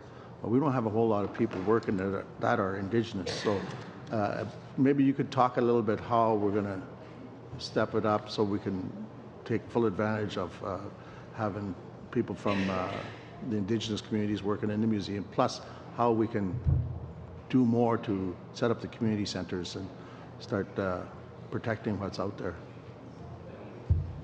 Excellent questions. Thank you very much. We received some funding from the Royal Bank, and we have established an Indigenous mentorship program. It's a very small program, but it's something that could be built upon. I take your point. We have very few Indigenously trained professionals, and there's a great opportunity and need for that. The Canadian Museum of History operates a small program, trains about 4 or 5 per year, but the needs are much greater, and the needs also are that they are employed back home in their communities, in their cultural centers, which are owned and operated by Indigenous communities. So there's a huge opportunity, huge need. It is one of the areas that our council on reconciliation will be looking at as part of the process. To end it at that and turn to our second panel, I want to thank all the witnesses for their submissions and their discussion today. So we will suspend for a couple of minutes for the next panel. Meeting suspended.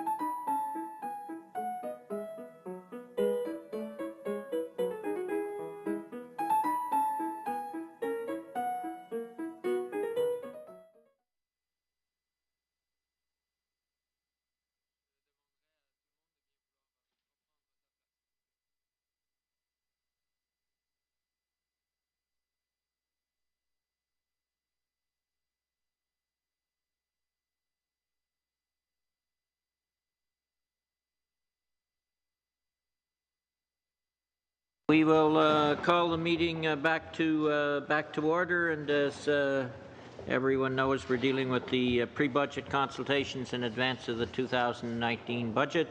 I want to thank the witnesses for coming, and also thank you for your submissions that were sent in prior to mid-August, and those are on members' iPads, and they'll be likely referring to those every once in a while. So to start, we'll start with the Canadian. Sally, is Fred going to make it? Do we want to wait for him? Okay. Canadian Association of Social Workers, Ms. Guy, Director, Policy and Strategy. Welcome. Thanks so much. Good morning, everybody, although you guys have already had a morning. So on behalf of the Canadian Association of Social Workers Board of Directors and our Federation partners in the provinces and territories, I thank you for inviting our profession's perspective to these important consultations. So we've been asked to provide recommendations on economic growth.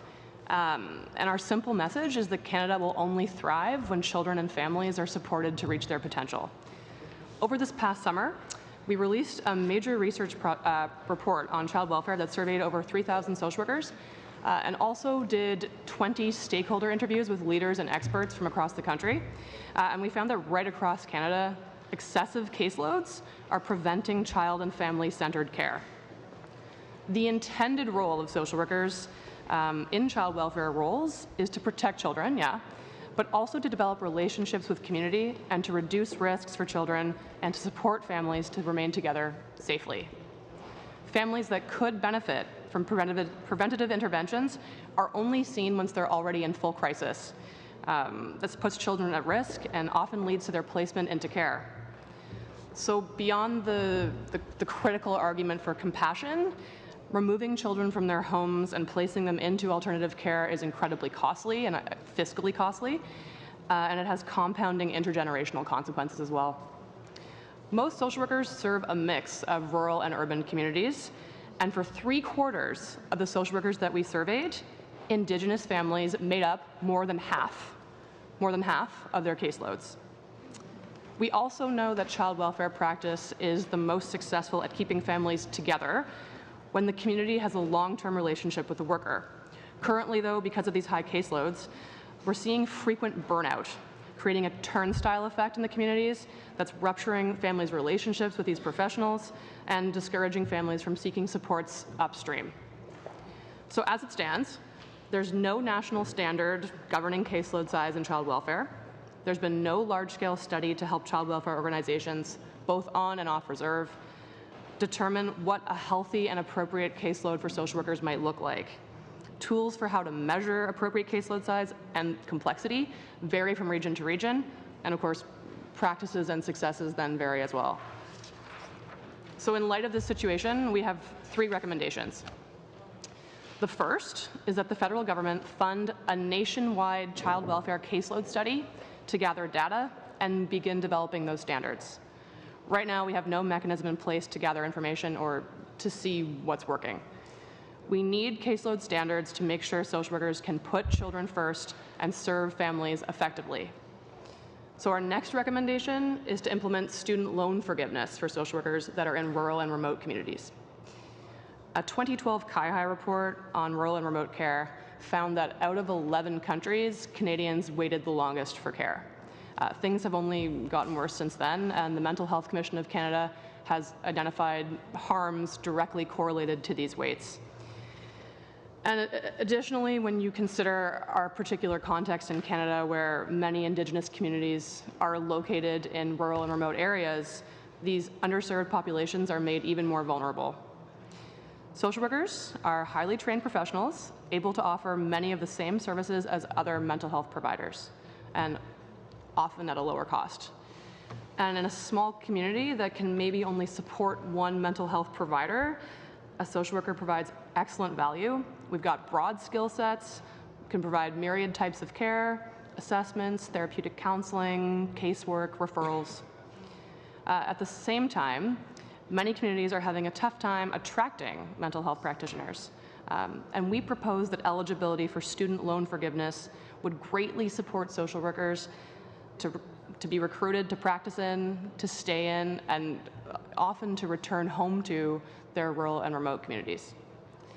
Finally, we recommend that to ensure Canada's competitiveness moving forward, we must determine where money is being spent, and of course whether it's being spent effectively before we spend more. That's why we continue to advocate for the introduction of a Social Care Act for Canada. This federal government has rightfully placed a high importance on data, evidence, and innovation. But we argue that without accountability to the Canada Social Transfer, which we would hope would include a requirement to report on its use and on its outcomes, we are woefully without the right data or the conditions to support innovation and best practices in our country. We are proposing that we adopt a Social Care Act with principles similar to those of the Canada Health Act to guide the Canada Social Transfer and other social investments. The Act could help the provinces and territories design policies that best fit their unique needs, while also helping the federal government to understand where the dollars are being spent, and in turn, where more targeted investments might actually be needed. This would help share evidence and best practices across different regions and foster innovation. Finally, and maybe most importantly, it would also support Canada's first poverty reduction strategy by helping to produce comparable outcomes across our country. Thank you, and we look forward to any questions. Sally, turning then to the Canadian Cardiovascular Society, Dr. Kells, President, the floor is yours, and welcome on your 32nd anniversary. Thank you. Happy anniversary, Dave. My name is Dr. Kathy Kells. I'm a practicing cardiologist in Halifax and serve as president of the Canadian Cardiovascular Society. As such, I represent over 2,500 doctors across Canada, including cardiologists, heart surgeons, and scientists who care for Canadians with heart disease. I appeared before this committee last year to recommend the federal government invest a modest $2.5 million annually for 5 years to sustain a national cardiac benchmarking program. This program highlights pockets of excellence of care in Canada and demonstrates areas where there are gaps in care, so efforts can then be used to focus on improvement. There's currently no pan-Canadian system that does this, despite our annual $25 billion that we spend in cardiac care. And in 2017, this committee understood the importance of accountability and made it a top recommendation for funding. Unfortunately, it was not included in the final federal budget, so at your invitation, I am back. Our inability to measure and compare access to care and results is like running a multi-billion-dollar business without knowing your inventory, if customers got the right product, if it had a positive or negative impact, or if the competition is doing it better. Cardiac data collection systems do exist in some provinces, but the systems don't communicate with each other. And many centers, especially in small provinces, have no ability to compare their outcomes to any other center. This results in each center operating in a vacuum, believing that they're providing excellent care, but really no way of knowing if it's actually true. Just this past weekend, a family doctor from Kensington PEI asked me if heart attack patients from PEI do worse than those from Nova Scotia because of the long transport times to reach the center. Truth is, I don't know. We have no data. Countries that systematically report on quality indicators have achieved the best results for quality and cost effectiveness, and Canada is being left behind. Cardiovascular care costs will top $30 billion by 2020. With an aging population and disparities in access to care, this issue needs urgent attention, and the solution is a pan-Canadian transparent benchmarking program. So recognizing this, the Public Health Agency of Canada funded us, the CCS, to develop this system. We engaged clinicians and partnered with the existing organizations, agreed upon what to measure, how to communicate it back to the providers to inform improvements. We now have a tested model with public reports like this one right here that we give back to the heart specialists and care teams across the country. When the federal funding ended in 2016, we tapped our own resources to continue the project because we believe the data is essential to improving care. Now our discretionary funds are depleted, and we're at a crossroad of either securing funds or ending the work. So you might ask why CIHI or another Canadian health organization has not taken this on. The answer is we collaborate extensively with them, but no current C organization has this vital service within their current mandate. CIHI reports on administrative data, but not clinical outcomes like quality of life or access to specialist care or adherence to medications. And individual provinces have similarly declined to take this on. We're aware of the federal review of pan-Canadian health organizations, and this may lead to reorganization and shifting of resources. However, this will take considerable time to build. Our hope for the long term is our program will reside within a pan-Canadian entity and can serve as a model and expand to additional disease areas like diabetes or COPD. Until then, we strongly believe we cannot lose the gains that we have made. We must sustain the project, and we want to work with Health Canada to determine the long-term model. In summary, imagine a country where the government and the taxpayers know that our healthcare dollars are being utilized to deliver the best care in the most cost-effective way. Where questions like, what is the reason that women and Indigenous people with heart attacks don't have as good outcomes as white men can be answered just by looking at the data. Imagine if we have a system to determine if new programs, such as a national pharmacare program, changes outcomes after implementation. So we actually have this program, we just need to not throw it out while we wait for reorganization. So CCS recommendation for budget 2019 is for federal investment of $2.5 million per annum for 5 years to sustain this program and provide bridge funding as we work with our partners in Health Canada for the future.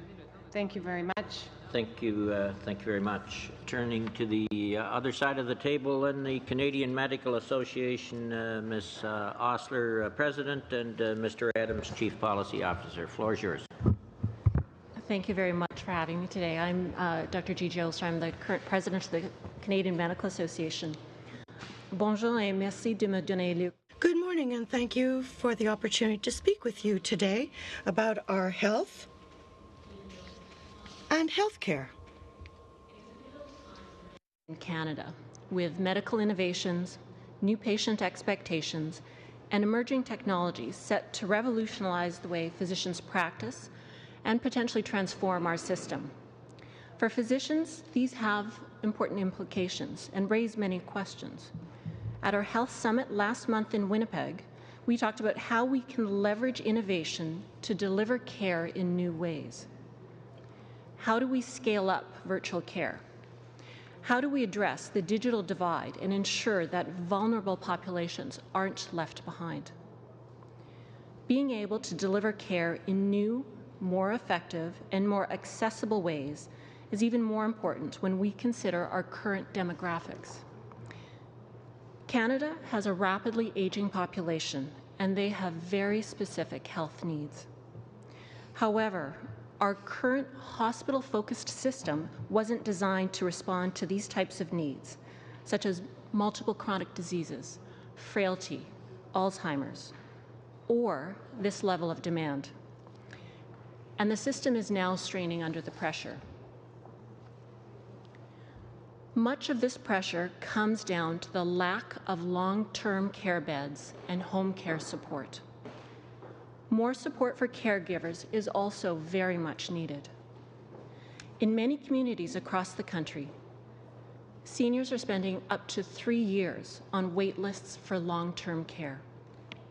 And it's often about geographic availability, especially in our northern or rural communities.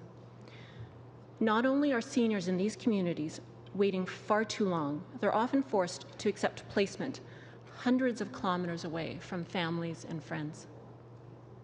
And as we know, while seniors wait for long-term placement and/or home care, they often have no choice other than to stay in hospital. So not only are they not getting the kind of specialized care they need, our healthcare dollars are not being put to the best use. And that's because hospital care is about 7 times more expensive than long-term care, and about 20 times more expensive than home care.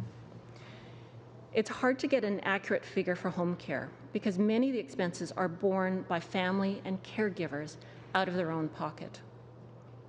And there are implications on the system as a whole. Our resources are overstretched. Wait times in the emergency room are increasing, and surgeries and tests are being cancelled. Canadians across the board are being affected, so it's not surprising that their confidence in the system is divided.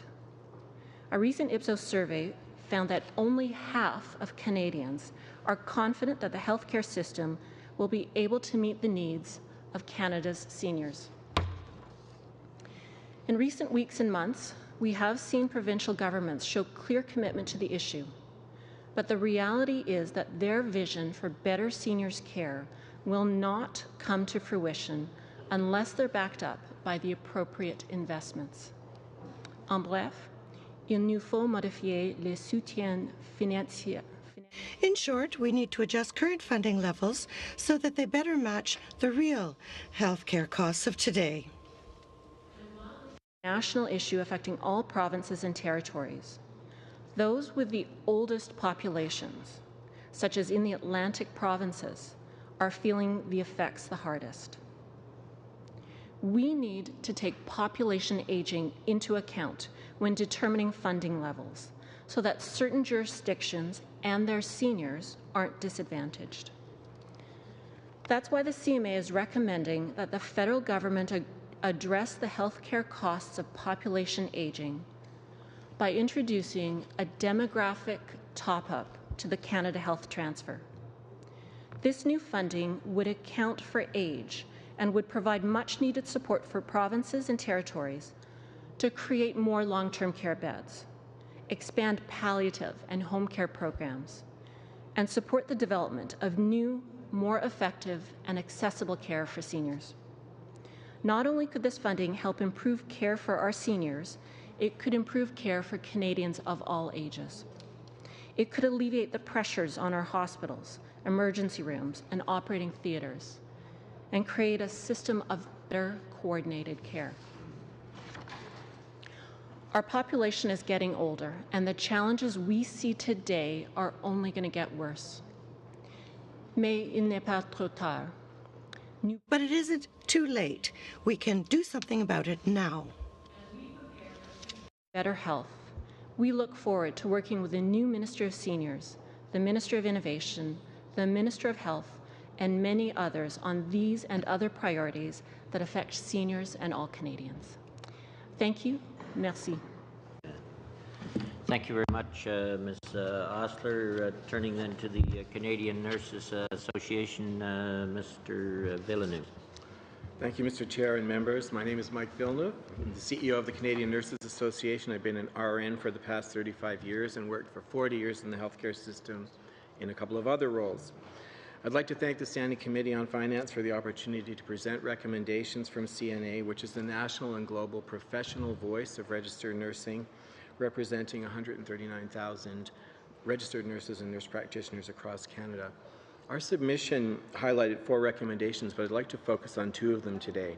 Our first recommendation calls for the creation of a healthcare innovation agency for Canada. CNA believes that the federal government has an opportunity to build on what it has already achieved with its provincial and territorial counterparts by facilitating new opportunities for healthcare innovation across Canada. We see the spark, so there are some successful innovations right across the country, but there's little mechanism to help spread and scale them up. A new federal agency would target funding on innovative healthcare projects to ensure that they're adopted more widely for everyone in Canada, including Indigenous peoples wherever they live. The new agency, for example, could lead efforts to evolve Medicare to help overcome the sometimes fragmented nature of our healthcare system, to drive the notion of the right care provided by the right provider, the right time, the right place, and delivered at costs we can all bear. The kinds of innovations that we need should accelerate the dehospitalization of health systems, not unlike what you just heard from the Canadian Medical Association president. Nurses work at all points in health systems, and we recommend that nurses have a strong leadership role in any such new agency. There's nearly 428,000 regulated nurses across Canada, and we're well poised to dig in and to help. Second recommendation I'd like to highlight today and encourage the committee to support is the third one in our submission, which is around improving access to palliative care and support for people in Canada who are acting as caregivers.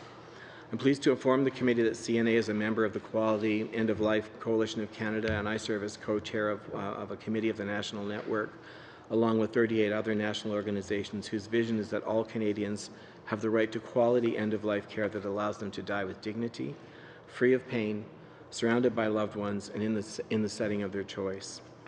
Most Canadians tell us that they want that kind of care, and we know they could benefit from it. Better palliation drives down costs. Most Canadians never receive that care. The challenges we face in palliative care are compounded by our country's aging demographics, as we're set to become one of 13 super aging nations by 2020, which is 18 months from now, I always remind people. And nearly 1 in 4 Canadians will be over 65 by 2031.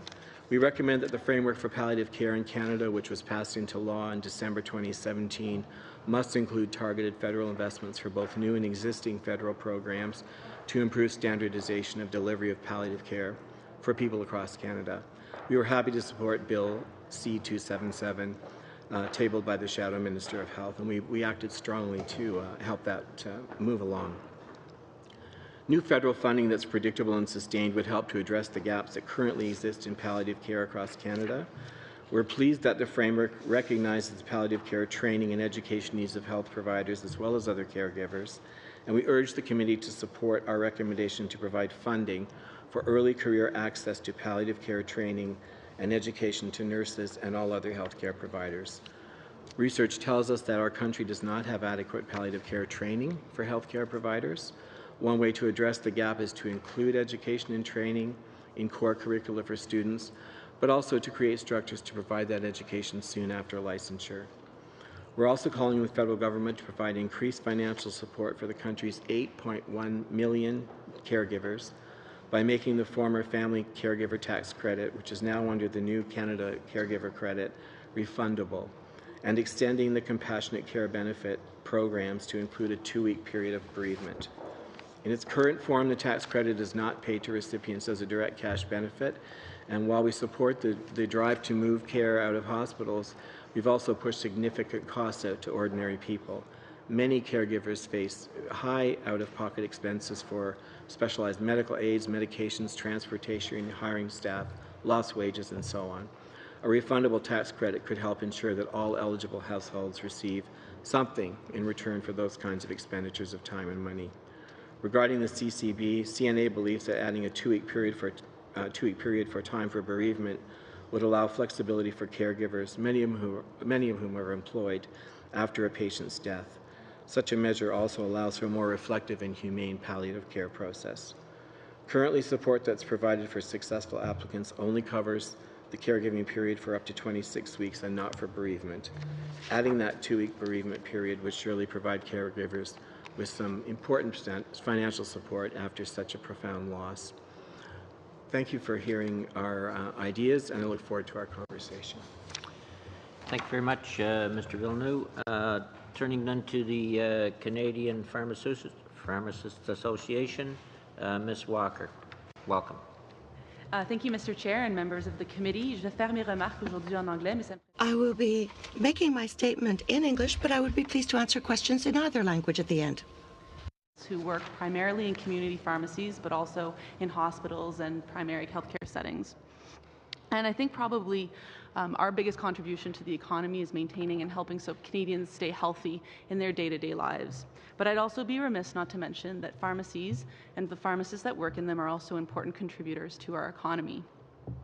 With over 10,000 pharmacies in Canada, either owned directly by pharmacists or pharmacies who employ our members, pharmacists create almost 250,000 jobs and contribute over $16 billion to our GDP. And it might interest some of the committee members to know that there are probably about 340 pharmacies in your ridings alone that create over 8,000 jobs and contribute about $500 million annually to our GDP.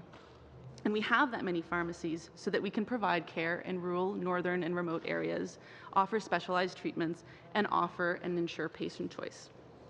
But Many of you will think of pharmacists as people who dispense drugs, and we do a lot more than that, particularly as the needs of our patients are changing. And so I will leave one parting message to the members here, which is that as flu season approaches, I would encourage all of you to go and get your flu shots from your local pharmacists.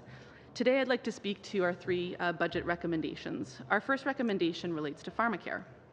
Because pharmacists are on the front line of drug access and basically act as drug plan managers, we see the issue from a very unique perspective and believe that it's time for us to complete the coverage for Canadians. Now, recognizing that the consultation process is ongoing, we also felt it was important for us to highlight some of the areas where the federal government could invest some funding more immediately to address some of the gaps in coverage. Specifically, we recommend that Budget 2019 support a more harmonized catastrophic drug approach across Canada to limit out-of-pocket costs. To achieve this, we'd envision a federal catastrophic drug transfer to the provinces, requiring all provinces to limit out-of-pocket costs to 3% of household income. We estimate that such a transfer would likely cost the government approximately $1.4 billion a year, but would improve access and alleviate the financial burden for over 5% of Canadians who spend over 3% of their annual income. We'd also like to use this opportunity to stress the importance of improving drug utilization as part of any pharmacare program that's implemented, and to recognize the importance of medication services. These services help improve drug safety, adherence, issues associated with medication overprescribing, misuse and wastage, which are all key to a sustainable pharmacare system moving forward.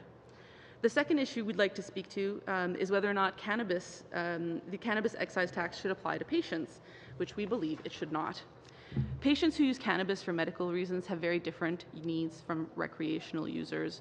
Unlike recreational cannabis users who seek the more euphoric effects of THC, medical cannabis patients tend to require strains that will alleviate symptoms while minimizing intoxication, like those available through CBD. And by applying the same recreational excise tax to the medical cannabis stream, a real concern is that cannabis patients won't be able to afford their medication and that they'll have little incentive to remain in the medical stream, which will leave them to self-medicate without any clinical oversight. Our last recommendation is probably one that everybody is thinking about on the current opioid crisis in Canada. Pharmacists are on the front lines of the opioid crisis, and we want to play an even bigger role in addressing the underlying causes of opioid use and supporting people who are living with addiction. So while there's a lot to be done in this area, our last recommendation is focused on medication return programs and their important role in reducing drug diversion. And like many Canadians, I'm sure we all have unused medications sitting in our medicine cabinet. About 90% of pharmacies currently accept medication returns. However, many Canadians are not aware of this, and more could be done to promote the programs to Canadians. Unused opioids in the home could accidentally be ingested by children, stolen by family members for their own use, or diverted to the black market. I'll leave you with the statistics. In 2017, the Ontario Student Drug and Use Health Survey, 11% of Canadian teenagers had admitted to using opioids to get high, and 55% of these teenagers say they obtained it from their homes. So therefore, we recommend that the federal government invest $1 million a year for 5 years in a nationwide awareness campaign for pharmacy-led medication return programs. Merci. Thank you. Thank you very much, Joelle. International Association of Firefighters, Mr. Marks, the floor is yours. Thank you. Thank you for the opportunity to share my views with the committee on behalf of the International Association of Firefighters. We represent over 25,000 men and women in 185 cities and towns across 9 provinces and 2 territories who are the first line of defense in the event of virtually any emergency, large or small. Canada's full-time firefighters are an all-hazard response that is on duty 24 hours a day, 7 days a week, 365 days a year. Firefighters are highly skilled, cross-trained professionals who are on the scene of any emergency within minutes. Whether it's a fire, medical emergency, vehicular accident requiring extrication, water rescue, or an emergency involving hazardous materials. The important work that firefighters do, like the work of all first responders, constitutes part of the nation's critical infrastructure and an important support in virtually all aspects of society and our economy, including the nation's ability to ensure economic competitiveness. In that vein, we recommend that the government renew its partnership with the International Association of Firefighters by providing a renewed funding contribution in the amount of $500,000 annually for the next 5 years for the IFF's Canadian Hazmat and CBRNE training initiative. In our view, the growth in key sectors like mining, forestry, agriculture, transportation, and energy requires a balanced investment in public and first responder safety. To this, I would add the upcoming legislation in the legalization of recreational cannabis, which will potentially result in new and emergency public and first responder safety considerations. Our Hazmat and CBRN training program, thanks to federal government funding, has been a major success since our first courses were held in 2009.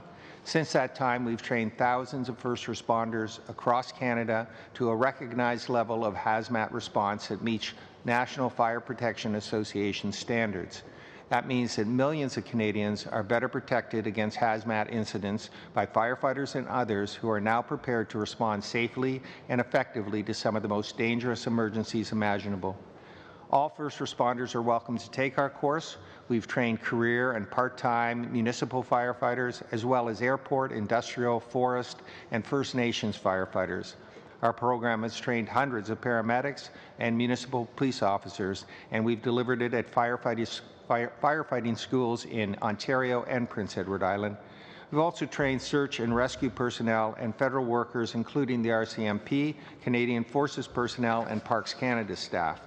Our program is available in English and French, promotes interoperability between various responder agencies within a jurisdiction and also amongst jurisdictions. The IFF training model is cost-effective because it is a non-profit, because we are a nonprofit, and because our training is delivered right in the first responders' own communities by 2 regionally based IFF master instructors. In other words, our instructors travel, not the students. The training is provided free to municipalities thanks to the Government of Canada funding. And since 2009, our training has been delivered to first responder agencies in hundreds of communities across 9 provinces, the Northwest Territories, and Yukon. From major cities like Toronto, Ottawa, Quebec City, and Calgary, to smaller cities like Vaughan, Pickering, Ontario, and New Westminster, BC, to rural and remote communities like Oyster River, BC, and Millstream, New Brunswick. In total, we've had 278 courses that have trained more than 5,600 first responders for a total of 133,608 contact hours at a cost to the federal government of less than $30 per hour per student. Our training is customizable for specific hazards that exist in a community. For example, an area's unique industrial, agricultural, or natural risks. And we're now offering a Train the Trainer program that enables larger fire departments to develop their own ongoing training capabilities for the course. As we see cannabis and other economic sectors take form, there's the potential to adapt and use the IFF delivery model as a template for new and emerging areas that require specific emergency response operations. While a growing number of communities are safer due to our training, the need for the training is ongoing as cities grow, as first responder agencies experience natural turnover in personnel, and as training evolves in response to emerging hazards. Our program has been a success, but the current funding agreement expires at the end of March 2019, and it would be a shame to see this successful program come to an end when there are so many more communities that can benefit from hazmat training. We're asking the committee to support a recommendation for another 5-year funding contribution arrangements of up to $500,000 annually, and we appreciate the opportunity to bring the issue before you today. And with that, I welcome any questions you might have. Thank you very much, Mr. Marks. And I've been at, I've watched one of those training sessions and failed terribly getting into a hazmat suit myself in time. Turning to Mr. Fragascatos. Thank you, Chair. My colleagues saw that the name was, don't worry about it. Thank you very much. You're almost Greek, like I told you yesterday. I want to begin with the pharmacists. Southwestern Ontario, 5 minutes? Yeah. Sure. Southwestern Ontario has been plagued with an opioid crisis. Certainly British Columbia is very correctly mentioned at the top of the list when it comes to this issue, but Southwestern Ontario has not been immune from the problem. So I thank you very much for putting the whole issue of medication return programs onto the table here today. I don't know much about them except what I've read, and you're expert in this area. They seem to have had some success. I was reading about the case in Manitoba. A program there was recently renewed for 5 years. In 2017, according to a report in the Winnipeg Free Press, 16,000 kilograms of unused or expired medications were returned by citizens. That's medications in general, but it sounds very good. 2 questions to you. Manitoba is participating. Are all provinces, this program is in place in all provinces? You talked about 90% of pharmacies offering this. I'm going to guess that that's the case. It's provinces across the country that offer this? So the programs will vary province by province. There's an association called the Health Product Stewardship Association, and they operate in about half of the provinces, and they help fund some of these programs. Now, unfortunately, because healthcare is so dispersed across the country, the reality is that some provinces don't have those programs. And New Brunswick is one example where actually pharmacists pay for the returns, the destruction of the returns themselves out of pocket. And Health Canada has, continues to put in place certain parameters under which this can be done to limit diversion. So pharmacists have to have bins in their pharmacies, they have to have special bags, they have to be able to dispose of them in a safe way, especially when you think about both injection, like needles, sharps, as well as other potentially dangerous substances. So yes, all pharmacies do accept them, or just about all pharmacies do accept them, but the amount of which they do. And I think the statistics you were referring to have a bit of a more national perspective. I think in total, the approximate number of returns is about 400 million tons annually of medications. And so when you consider that in the context of the other issue we talked about with pharmacare, is that there's a lot of wastage in our system. And so those are kind of areas that we think should be tackled with both the opioid crisis happening as well as on so sorry, 400 million tons are being returned to pharmacies annually. Okay. Yeah. Okay. And the advertising campaign, I mean, the money would go to promoting what key messages, I suppose? So there have been some campaigns in the past. Most notably, there was a sort of one-day return your meds that was led by the Pharmacists Association, but also by the police chiefs. What we've also found is that a lot of Canadians keep their medications at home for long periods of time. People don't necessarily think when their family members pass away to clean out their medication cabinets, and there's been some very unfortunate situations where people have actually broken into their homes. So a large part of this campaign is going to be stressing the importance of returning your medications on a regular basis, as opposed to holding on to them and disposing them once a year, if at most. Okay. To the Nurses Association, thank you very much. And thank you to the pharmacists for the work that you do. But thank you very much for the work that you do. We have a network of hospitals in London, Ontario, a proud nursing community, and we're all better off in London because of that. In your brief, Mr. Villeneuve, it talks about, I was quite interested in the section where climate change is actually framed as a health issue. And I wonder if you could delve into that. You talk about particular diseases, for example, coming onto the horizon that need to be understood from the perspective of climate change. Lyme disease, I know, is a disease that's been understood in that way for a number of years. But I wonder if you could expand on that and tell us why your association is now framing climate change as a health issue. We know from some of the evidence, thank you, by the way, for the question, Mr. Member.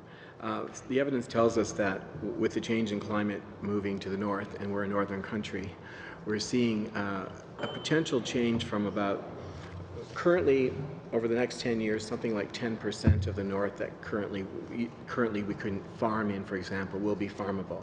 That will be 80% by the end of the century. So we're seeing diseases that we used to only see in Florida, for example, moving steadily north. I don't know if you noticed the recent report about the emergence of black widow spiders in southwestern Ontario, right, and the move of Lyme disease north. So for us, for example, we have to think about people who live in the far north who've never had those kinds of diseases before, which will now be exposed to communicable diseases we didn't have to think about in the past. So it has impacts for healthcare, for vaccine programs, and so on. So we see it very much, we see the two very much as being tied. To all, Mr. Poilievre. Thank you. My question is for Madam Guy of the Social Workers Association. Madam Guy, you mentioned that you'd like to see more results for federal social transfers, and I'm interested in your proposals on this. What is the best way to measure the results that we get for the billions of dollars in social transfers provinces receive? Well, thank you very much for the question. I just wanted to address how you phrased it. You said more results. Of course, we would like more results for more money, but we first would just like to see where the money is being spent. Right. I think the main crux of the issue is the fact that, and this always surprises people when I say it, but that the Canada Social Transfer gets put into general revenue. It could be used for potholes. We don't know. So the first step is knowing how it's used. Then we can get to outcomes. I will say on the outcome side, there's some really interesting work being done around social return on investment, but a lot of it comes down to addressing poverty and fundamentally addressing the social determinants of health. Okay. Do you believe in pay-for-performance type approaches to social spending? Our organization actually did release a position paper in 2014 against specifically social impact bonds. Okay. Knowing that's one type of pay-for-performance model that's used in social financing. So we think that there are some issues with it. We think that there are also issues to mitigate those problems, and that there's not a blanket answer when it comes to this kind of funding, because every application that it's used for is going to be so diverse as the populations that it's meant to serve. And your organization has, in the past, raised concerns about high marginal effective tax rates on lower income people, a concern which I share, and which I tried to address in my private member's bill. Do you have any suggestions for this committee on how to reduce those marginal effective tax rates on people who are trying to leave social assistance and enter the workforce? Yeah, and we were supportive of your private member's bill. We are very concerned with clawbacks. That's basically the issue. That, if you could say it in the most simple way, it's that if people are working more and harder, they should be rewarded for that, and they shouldn't be seeing their assistance clawed back. That's really my. Do you have anything to add to that, Fred? No. Thank you for the questions. Yeah, and you for your answers. For the Medical Association, have any of your members been affected by federal tax changes in the last couple of years?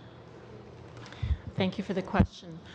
Certainly, we have had anecdotal reports from members. We've seen some anecdotal reports in the media, but we haven't formally surveyed our members in regards to that specific question. The government has made changes like forcing doctors to divide up their small business tax deduction. So, for example, if 15 or 20 doctors are all happen to be working for the same medical institution, they have to divide up the small business tax deduction amongst them, which effectively raises their in-year tax rate by about 10%. Would that have kind of a tax increase have any impact on the supply of medical professionals in the long run? Thanks, and that's a good question. What I will say is that as frontline healthcare providers, Canada's doctors are continuing to try to deliver the best possible care to patients, regardless of the circumstances that they're finding themselves in. And certainly, I think we've heard from all of the panelists today that there are challenges, and there certainly are issues. And what we're trying to do as an association is to continue to support our members as best we can with the changing situations that they find themselves in. Okay. You're out of time. That's all. Okay. Mr. Julian. Thanks to all the witnesses. Thank you, Mr. Marks, for your shout-out and training program provided in New Westminster, BC. Anytime folks mention New Westminster, BC, I'm very gratified. I wanted to start with Ms. Guy.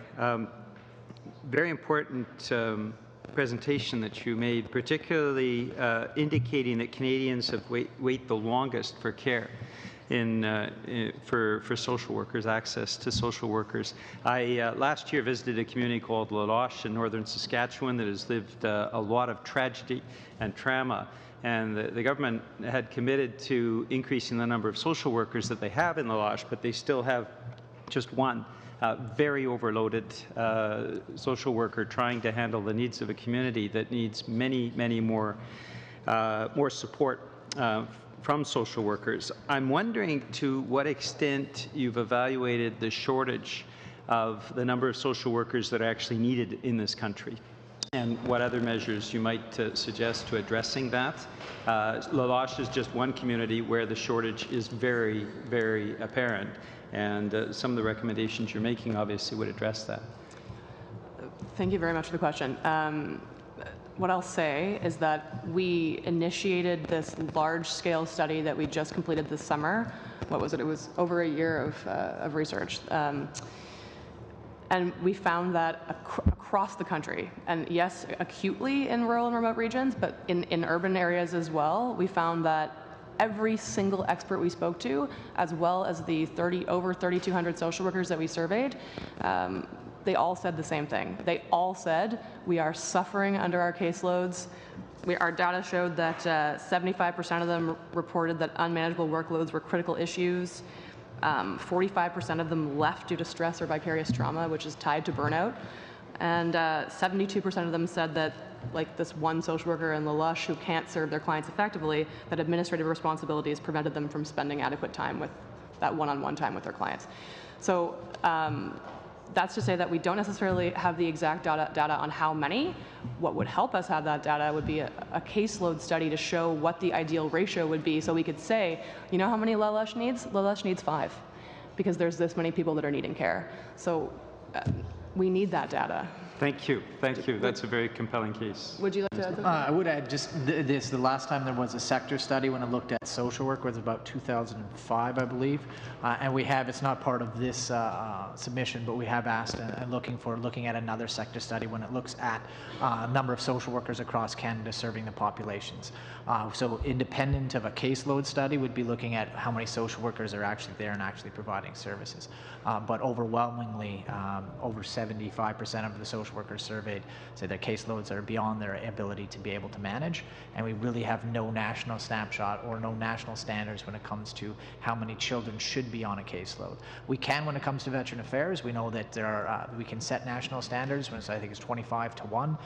We can do that, and I think it's time that we actually start to put children first if we're going to look at how to maintain children out of the care. A report just came out of Manitoba today. Okay, I'm actually going to have to cut you off there. Thank you, because I did want to go to Ms. Osler. Thank you very much, Ms. Osler. You've indicated the shortage in funding, and a few years ago when the former government cut back on or capped the funding to the healthcare system, we knew that this would cause problems. Current government has continued that same process, and you've been very eloquent in talking about what the impacts have been. Canadians waiting for care, not getting adequate health care. To what extent would funding for home care, for pharmacare, to what extent would that make a difference as well in terms of more effective healthcare outcomes, but also providing more support for Canadians? Thank you for the question. So certainly pharmacare and home care are pieces of the puzzle.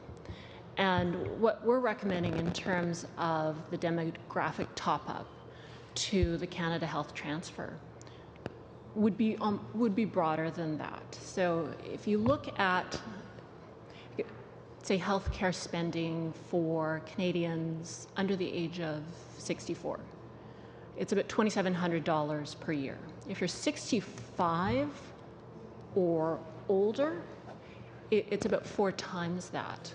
So when you look at that as a whole, with the population aging, it needs to be a multi-pronged, sort of multifaceted approach to look at the needs of our aging population. Home care is part of it. Pharmacare will be part of it.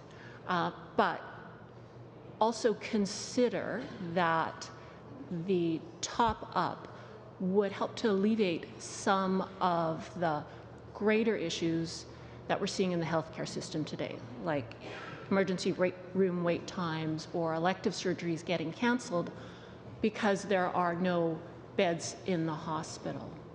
And so, yes, it is addressing the seniors population, but there are going to be downstream effects throughout the whole healthcare system. We'll have to move to Mr. Fergus. Thank you, Mr. Chairman. My question is for Ms. Walker for the Canadian Pharmacists Association. Thank you very much for your presentation. It's rare that an MP puts a question without knowing the answer, but it is my case now. And it's with regard to your position pertaining to the excise tax and cannabis, marijuana products. I don't really understand the situation. Based on what I understood, when there's a product that has its identification number, they won't be paying the excise tax. And you are promoting the idea that we should remove the excise tax for recreational products or products that presently are recognized when people have a prescription for marijuana, but after October 17, perhaps their status will change. So could you perhaps explain your viewpoint to me? Because it seems to me that this is somewhat odd, that the Pharmacists Association would be saying that the excise tax should be removed from a product that doesn't bear an official identification number. Our position is that recreational and therapeutical cannabis should be two different streams. Just a minute, Mr. Chairman. It's a little distracting. I don't know if there's a loudspeaker somewhere. Please, that will screw the system up. Okay, go ahead. I too am having trouble hearing you. Our perspective is that there should be two distinct streams for patients who use therapeutic cannabis and patients, or people rather, who use recreational cannabis. Products that have an ID number, a DIN number, those products won't be subject to the tax, clearly. And our position isn't that patients who use cannabis for recreational purposes shouldn't be paying excise taxes. It's rather that patients with a prescription who use cannabis based on the rules outlined, those patients shouldn't be paying this tax. But these rules were developed in the absence of the legalization of cannabis, so the science wasn't really standardized. So I'm putting the question to you. Are we in a transition period? Do you predict that once the science is well established, once we're certain of the value, the medical value of these products, that at that point in time, the situation will be normalized and we won't see the excise tax applied to products that have their DIN, whereas it would be the case for all the other products? Because it's not the same as with over-the-counter drugs, medication that you don't need a prescription for. I think we have to recognize as well that people use cannabis differently. There are oils, there are dried products, there are medications that have been approved by Health Canada, and our position is that these patients, well, for them, we should maintain therapeutic cannabis for them because they use it in a context that's different from that of those who use it recreationally. So the government has indicated that it's going to maintain the rules around therapeutic cannabis for a 5-year period, and then that it would review the situation to see how things have evolved over time. And it's very possible that over the next 5 years, we will have more scientific evidence in support of certain treatments. But the reality is that patients are using this product now. Our concern is that once cannabis has become legal on October 17th, that they won't want to go through their doctor to obtain their product, their cannabis, and they will rather turn to stores, outlets, the SAQ in Quebec, for example, shops in Ontario, and these patients won't necessarily receive the support they need and that doctors and pharmacists can offer them, and their use of the product won't be part of their medical profile. And therefore, by establishing two forms of taxation for those two streams, this will also allow patients to remain within the medical framework. A small question for Ms. Guy, and thank you, Ms. Walker. I must tell you that my wife did her master's in social work, so I'm very familiar, quite familiar with the work of your Association of Social Workers. My question is this: is it sufficient to just provide loan forgiveness for tuition? Will that be enough to encourage a sufficient number of social workers to work in remote regions, in Aboriginal communities, etc., those that are very far from any infrastructure? Forgive me, but I will be answering in English, but thank you very much. It's your right. In a blue sky, perfect world, we would ask for all kinds of things, I think, but we really felt that this was achievable, that this was a bite-sized piece, an achievable policy that we could actually get done that would really, really help people, especially young women in a female-dominated profession, to return home to these communities. But I mean, if you want to talk to me after about things that we would like to incentivize social workers generally, there's things that we would like to see. And I'm wondering if Fred, if there's anything else that you would like to add?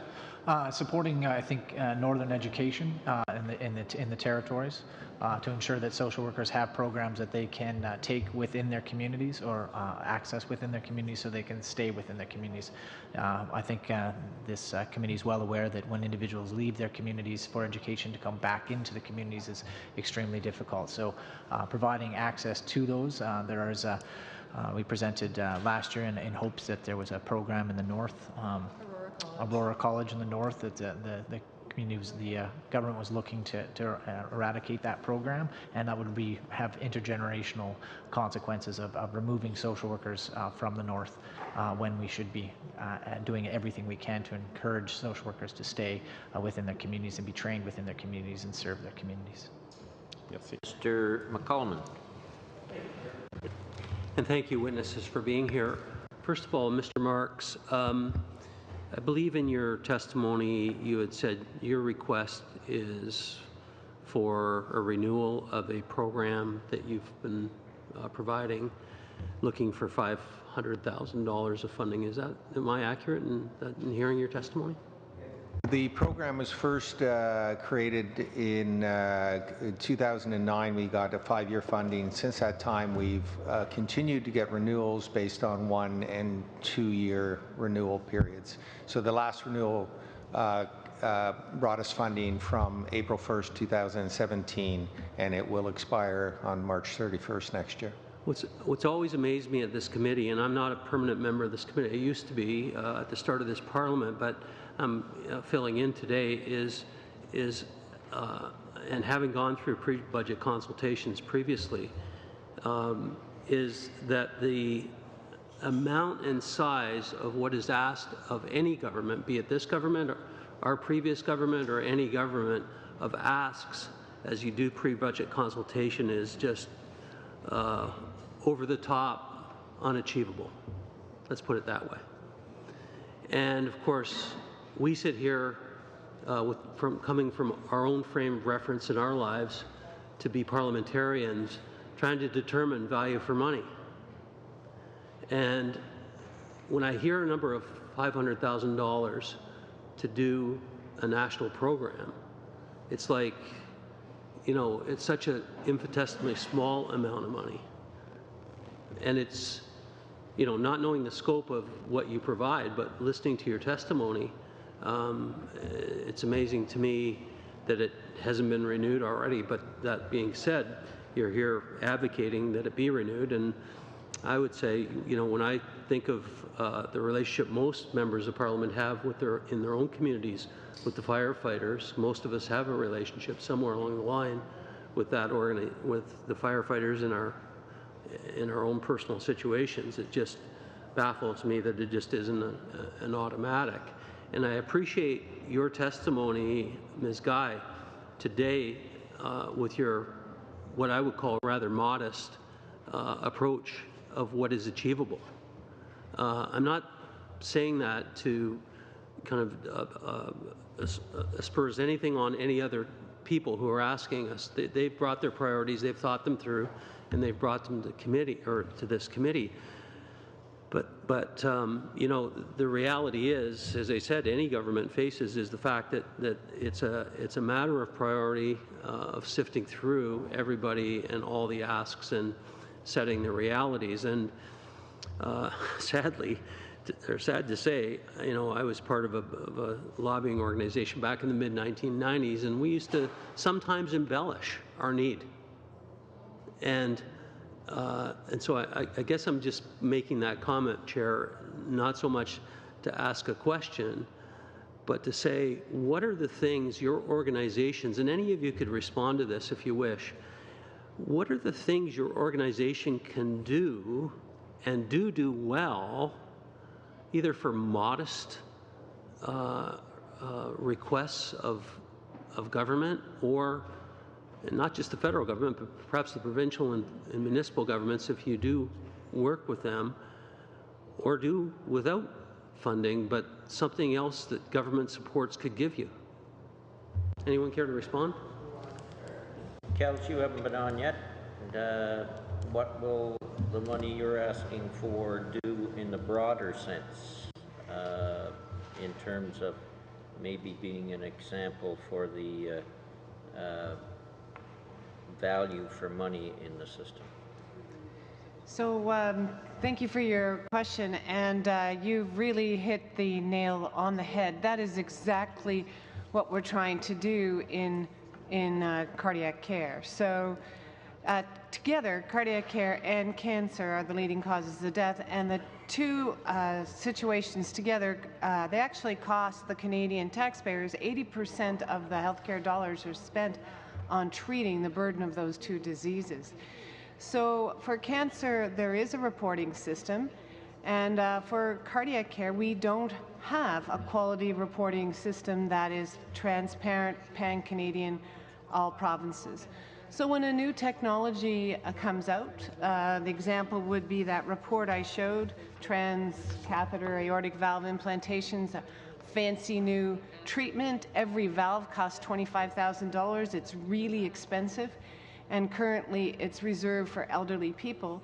Well, what we did is we actually analyzed the results to see if this brand new, really expensive technology was working. Was it effective?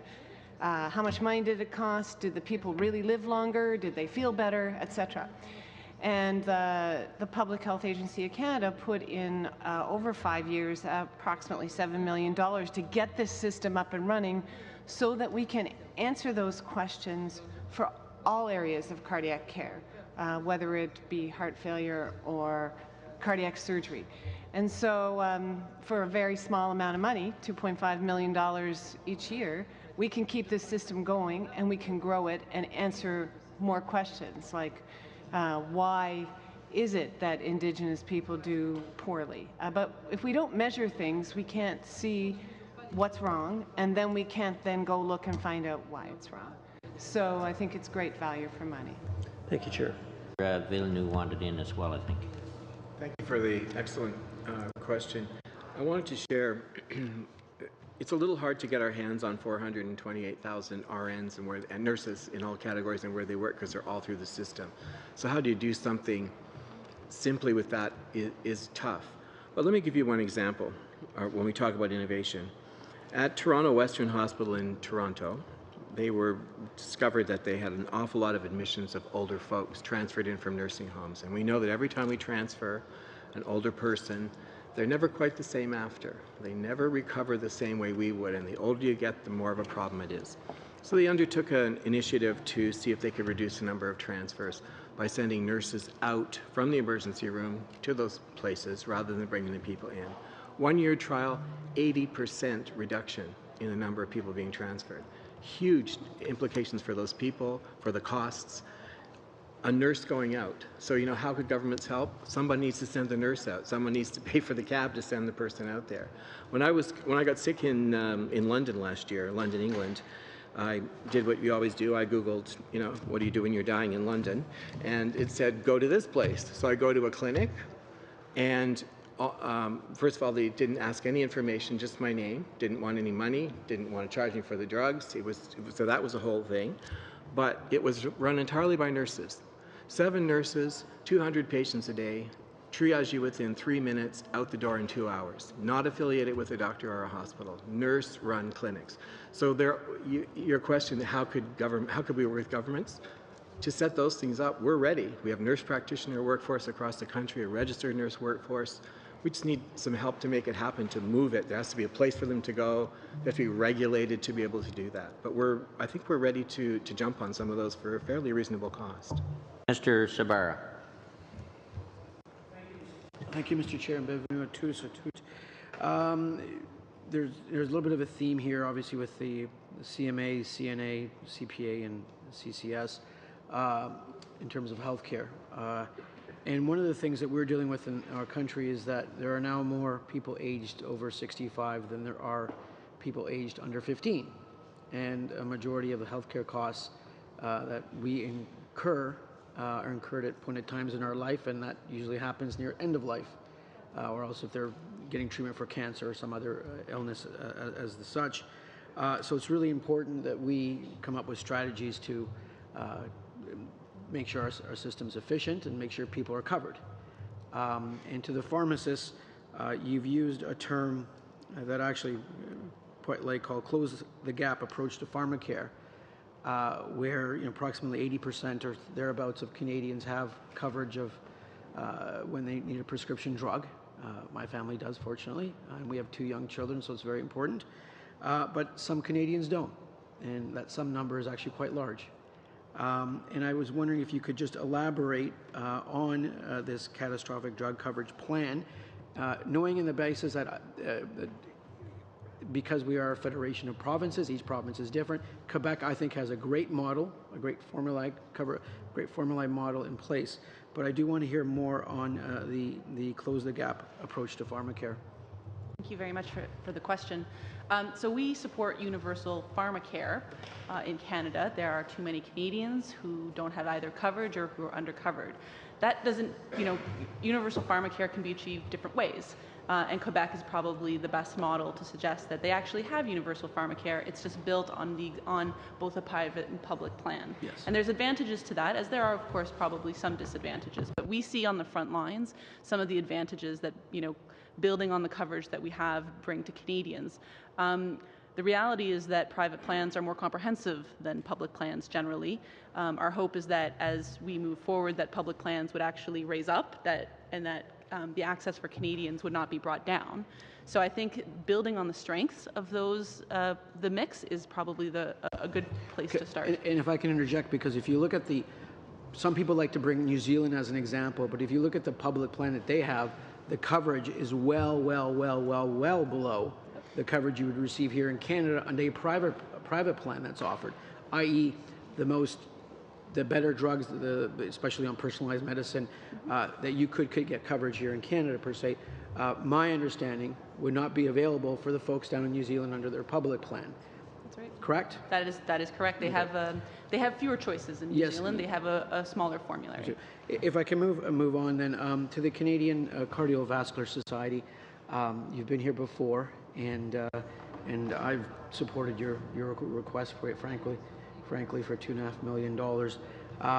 And I look at it just the input and then the output. The input's small, the output is quite large in measuring health outcomes. How important is it for us to know how well people are doing after they go in for surgery or some sort of treatment for heart disease and so forth? Well, for the amount of money that we cost the Canadian taxpayers and the government, and the importance of heart disease as 1 in 12 Canadians have it, I would say that it's almost irresponsible to not know that we are offering treatments that are cost effective. It is crazy for people to be staying in hospital for 12 days after their aortic valve replacement in one center, while other hospitals are sending them home in 2 days. And those people who were keeping them 12 days, costing I don't know how much money per day, didn't know that there was a better way of doing it until we produced reports that are in English and in French that real practitioners can read and say, oh my gosh, look at that. BC is sending them home in 1 day. Let's find out how they do that.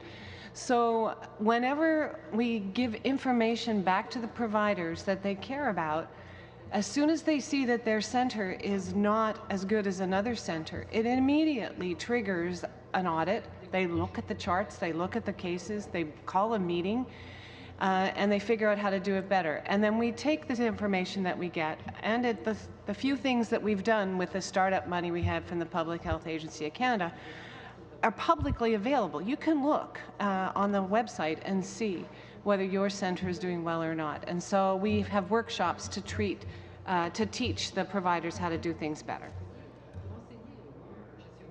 Very short. Firefighters, I'm really proud to state that in the city of Vaughan we have the first female fire chief, Darren Rizzi, and she is awesome.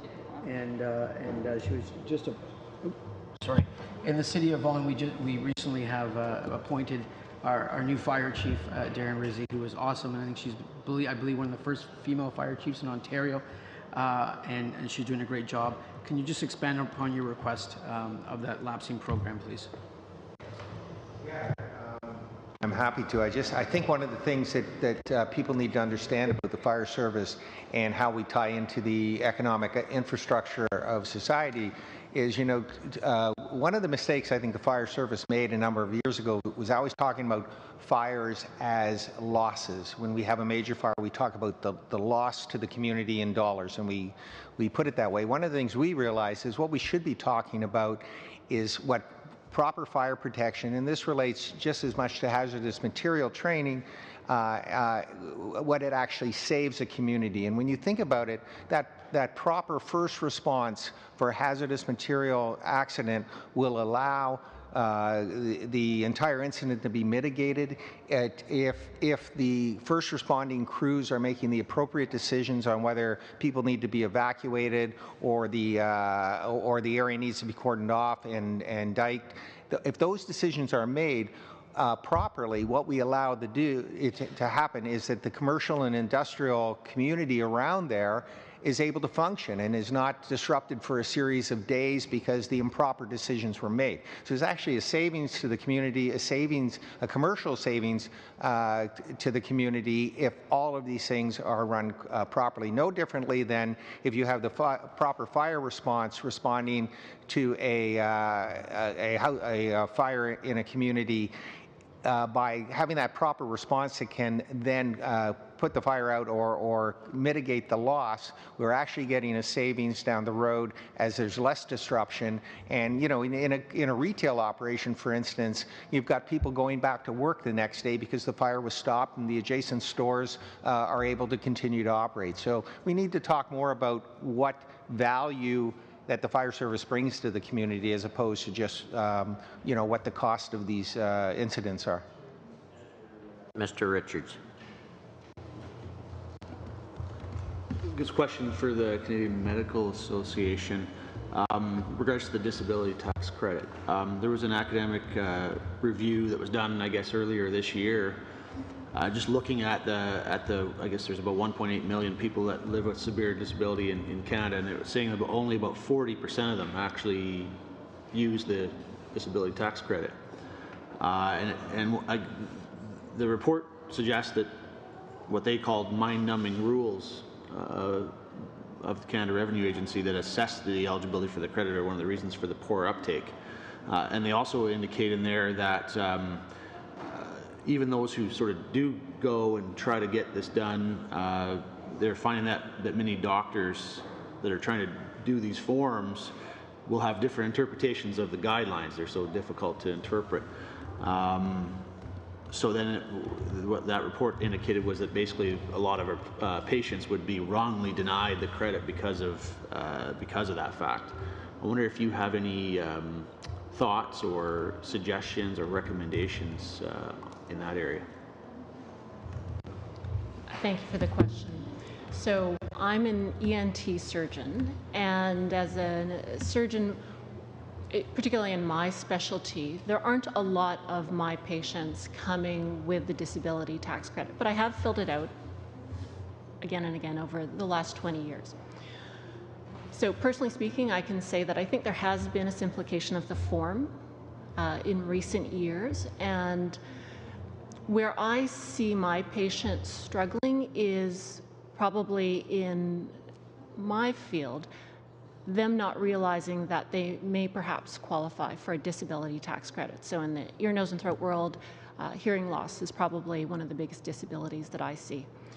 I think it's fair to say that educating and awareness amongst patients about what would qualify for the disability tax credit would be helpful. And certainly amongst doctors, we do have those discussions about making sure that we understand which patients qualify so that we can ensure that those patients fill out the forms appropriately and apply for the tax credit. I don't think anybody, doctors or patients, wants more complicated forms. Okay, thank you. Mr. McLeod. I want to ask a question to the Canadian Medical Association, Canadian Nurse Association.